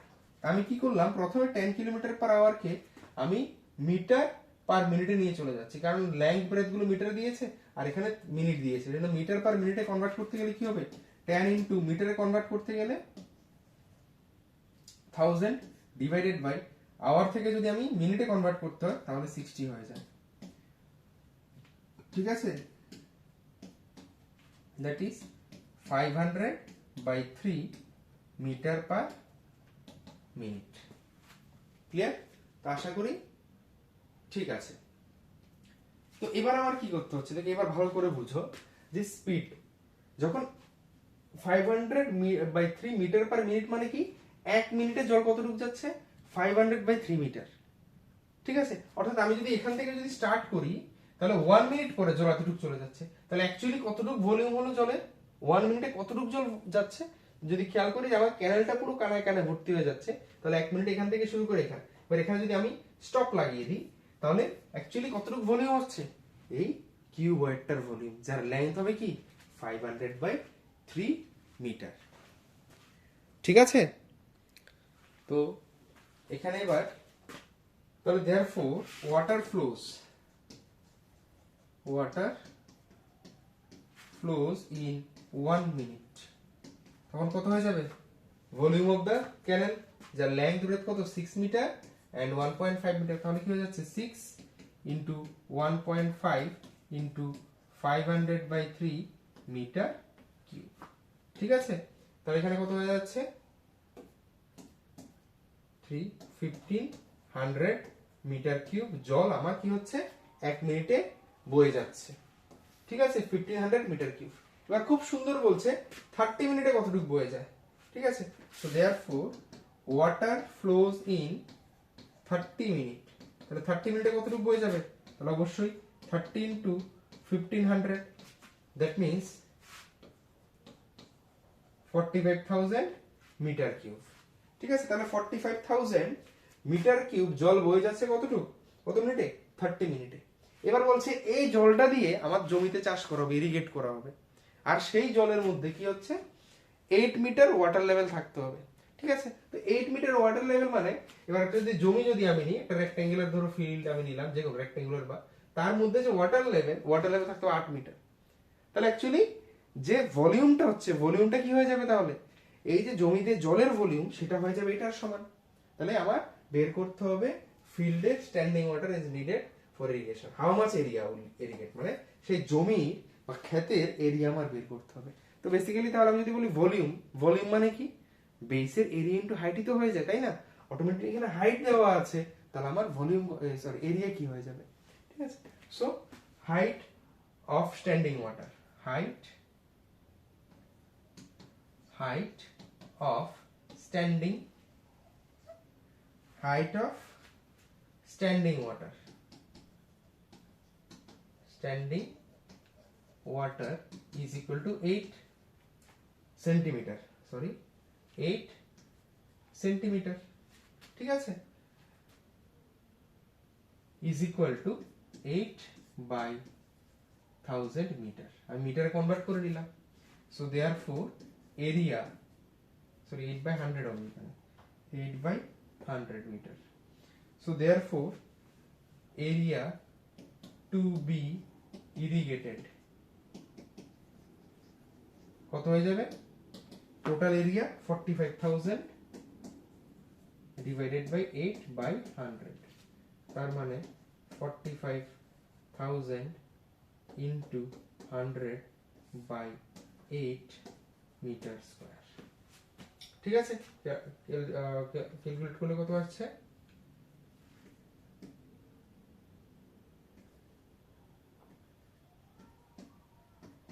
562500 metre square. বুঝা গেল? তো এখানে বুঝতে হবে আমাদের ইরিগেশন যে হচ্ছে এটার মধ্যে কিভাবে আমরা করে নিচ্ছি। ইরিগেট করতে গেলে আমাদের জল যে ফ্লো হচ্ছে, স্পিড, জলের স্পিড থেকে কিভাবে আমরা ভলিউম বের করতে পারি, তো সেটা তো আশা করি আমাদের ক্লিয়ার হয়ে যাচ্ছে, তাই তো? আশা করি এখানে কোনো ডাউট তোমাদের থাকবে না। তো এরকম এই অঙ্কটা কিন্তু খুবই ইম্পর্টেন্ট একটা অঙ্ক, খুব ইম্পর্টেন্ট একটা প্রবলেম, এটা একটু মনে রাখার চেষ্টা করবে কিভাবে হয়েছে। এমন টাইপের অনেক প্রবলেম আসতে পারে, শুধু এখানেই না, কোয়াড্রেটিক ইকুয়েশন অনেক সময় আসে এরকম প্রবলেম। চলো এবার তাহলে একটা কেস বেস স্টাডি আমরা করি। Case base study by chance যদি চলে আসে, অনেক সময় আসে আমাদের কেস বেস স্টাডি, আসার চান্সটা অনেকটাই কম, বাট আসতে পারে। On a Sunday your parents took you to a fair. এখানে কি বলেছে, রুবিক্স কিউব একটা এবং একটা স্ট্রবেরি আইসক্রিম তোমাকে কিনে দিয়েছে তোমার প্যারেন্টস, ঠিক আছে। এবার এটার উপরে কি বলেছে, find the length of the diagonal of cube if each edge measure 6 centimetre. Edge যদি 6 সেন্টিমিটার হয়ে যায় তাহলে ডায়াগোনাল কত হয়ে যায়? তাহলে এজ যদি 6 সেন্টিমিটার হয় তার মানে এখানে আমরা বলবো L ইকুয়াল টু 6 সেন্টিমিটার। এবার L যদি 6 সেন্টিমিটার হয় তাহলে ডায়াগোনাল কত হবে? So diagonal is the longest side. So আমি যদি ডায়াগোনালের ফর্মুলা যদি বলি, ডায়াগোনাল একটা ফর্মুলা আছে, সেটা হচ্ছে সাইড রুট 3 ইউনিট, ঠিক আছে। এটা হচ্ছে ডায়াগোনালের ফর্মুলা। তাহলে ডায়াগোনাল সাইড রুট 3 কত হয়ে যাচ্ছে? 6 রুট 3 সেন্টিমিটার। ডিরেক্ট হয়ে যায়। আর নাহলে তোমরা ইচ্ছা করলে রুটের ফর্মুলা দিয়ে করতে পারো, root over L square plus B square plus L H square, এইভাবেও তোমরা করতে পারো, কোনো অসুবিধা নেই। তা আমি ডিরেক্টলি ফর্মুলা জানি, সেটা আমি বলে দেবো 6 রুট 3 সেন্টিমিটার হচ্ছে আমাদের ডায়াগোনালের লেন্থ, ঠিক আছে। If what is the curved surface area of hemisphere if the base radius is 7 cm? এখানে কিছু বলার নেই, হেমিস্ফিয়ারের কার্ভ সারফেস এরিয়ার ফর্মুলা। তো হেমিস্ফিয়ারের কার্ভ সারফেস এরিয়া ফর্মুলা কি? CSA of hemisphere হচ্ছে 2 pi r square, 2 pi r square, that's equal to 2 into 22 by 7 into r square। r বলতে কত এখানে? 7 square, that is 7 into 7 centimetre square, ঠিক আছে। 308 centimetre square, আমি যদি ভুল না হয়ে থাকি, ঠিক আছে। তো নেক্সট যেটা হচ্ছে find the slant height of the cone if the radius is 7 centimetre and the height is 24 centimetre, also find the total surface area of the cone. এবার বলছে কি, কোণের যদি আমার রেডিয়াস যদি 7 সেন্টিমিটার হয়ে থাকে এবং হাইট যদি 24 সেন্টিমিটার, রেডিয়াস হচ্ছে আমার 7 সেন্টিমিটার, হাইট হচ্ছে 24 সেন্টিমিটার, এবার তোমার বের করতে হবে স্ল্যান্ট হাইট L। তো অবশ্যই এখান থেকে যদি আমরা ক্যালকুলেট করতে যাই, আমরা তো জানি L square is equal two, প্রথমেই বলেছি R square plus H square, এটা হচ্ছে খুব ইম্পর্টেন্ট একটা ফর্মুলা। তো সেখান থেকে L এর ভ্যালু কত হয়ে যাচ্ছে? L is equal to root over R square plus H square, ঠিক আছে। তো এখান থেকে R এর ভ্যালু কত? R হচ্ছে 7 square is equal to root over 24 square plus 7 square, that means 576 plus 49, এটা হয়ে যাবে root over 625, that's equal to 25 centimetre. কার ভ্যালু আসছে? L এর ভ্যালু, L এর ভ্যালু চলে আসছে 25 সেন্টিমিটার। এবার বলছে আমাদের টোটাল সারফেস এরিয়া বের করতে। So total find the total surface area of the কোন উইথ হেমিস্ফেরিক্যাল আইসক্রিম। তাহলে এবার হেমিস্ফেরিক্যাল আইসক্রিমটা নিয়ে যে টোটাল সারফেস এরিয়া আসছে সেটা আমার বের করতে হচ্ছে। তাহলে সেখানে অবশ্যই কি হবে, আইসক্রিমের হেমিস্ফিয়ারের কার্ভ সারফেস এরিয়া, কোণের কার্ভ সারফেস এরিয়া আসছে, হেমিস্ফিয়ারের কার্ভ সারফেস এরিয়া, কোণের কার্ভ সারফেস এরিয়া আসছে। তো কোণের কার্ভ সারফেস এরিয়া কত? পাই আর এল প্লাস হেমিস্ফিয়ার হচ্ছে 2 পাই আর স্কয়ার। সো এখান থেকে পাই আর এল হচ্ছে কত? 2 পাই আর, আমি যদি কমন নিয়ে নিই, পাই আর ইনটু এল প্লাস 2r, তার মানে হচ্ছে 22 বাই 7 ইনটু 7, আর এখানে এল এর ভ্যালু হচ্ছে 25 প্লাস 2r হবে 14, 7 ইনটু 4 মানে 14, তার মানে 22 ইনটু 39 78, তাহলে 8 5 8 centimetre square, and this is the answer। বুঝা গেল? তো আশা করি কোনো ডাউট তোমাদের এখানে আপাতত নেই, ক্লিয়ার? তো মোটামুটি এই টাইপের অঙ্কগুলো আমাদের কি আসতে পারে, এক্সামে আসার চান্স আছে। এছাড়া আরো অনেক অঙ্ক আছে, তোমরা ট্রাই করো। আমি জাস্ট এগুলো তুমি যদি করতে পারো তাহলে মোটামুটি তোমার কনসেপ্টটা ক্লিয়ার হয়ে যাবে। তো জাস্ট সেজন্য আমরা কিছু কিছু ইম্পর্টেন্ট কোশ্চেন এখানে দিয়েছি। সব টাইপের অঙ্ক তো করাই খুব শর্ট টাইমে সম্ভব না, সেজন্যই হচ্ছে কি তোমাদের বলছি তোমরা খুব ভালোভাবে প্র্যাকটিস করো। যেগুলো দিয়েছে এগুলো বুঝতে পারছো কিনা, সেটা কতটুকু বুঝতে পারছো, কতটুকু তুমি থিওরিগুলো অ্যাপ্লাই করতে পারছো, ফর্মুলাগুলো অ্যাপ্লাই করছো, সেটা হচ্ছে বেশি ইম্পর্টেন্ট। তার সাথে প্র্যাকটিস তোমরা তো অবশ্যই করতে হবে। আজ আবার বলছি, এনসিইআরটি খুব ভালো করে করবে, তার সাথে স্যাম্পল পেপার ভালো করে প্র্যাকটিস করো, পিভিএসসি এর পেপার ভালো করে প্র্যাকটিস করো, যতটুকু পারো। এগুলো পুরোটা হচ্ছে প্র্যাকটিসের উপরে, কারণ সারফেস এরিয়া ভলিউম শুধুমাত্র ফর্মুলাগুলোই তো আছে, আর ফিগার দেখে আমরা বুঝতে পারছি। আমাদের ভুলের যেখানে চান্স থাকে সেটা হচ্ছে কি ক্যালকুলেশন, ক্যালকুলেশন আর ফিগারটা এজিউম করা, এই যে অ্যাড হবে কি সাবট্রাক্ট হবে। ঠিক আছে, বুঝা গেল?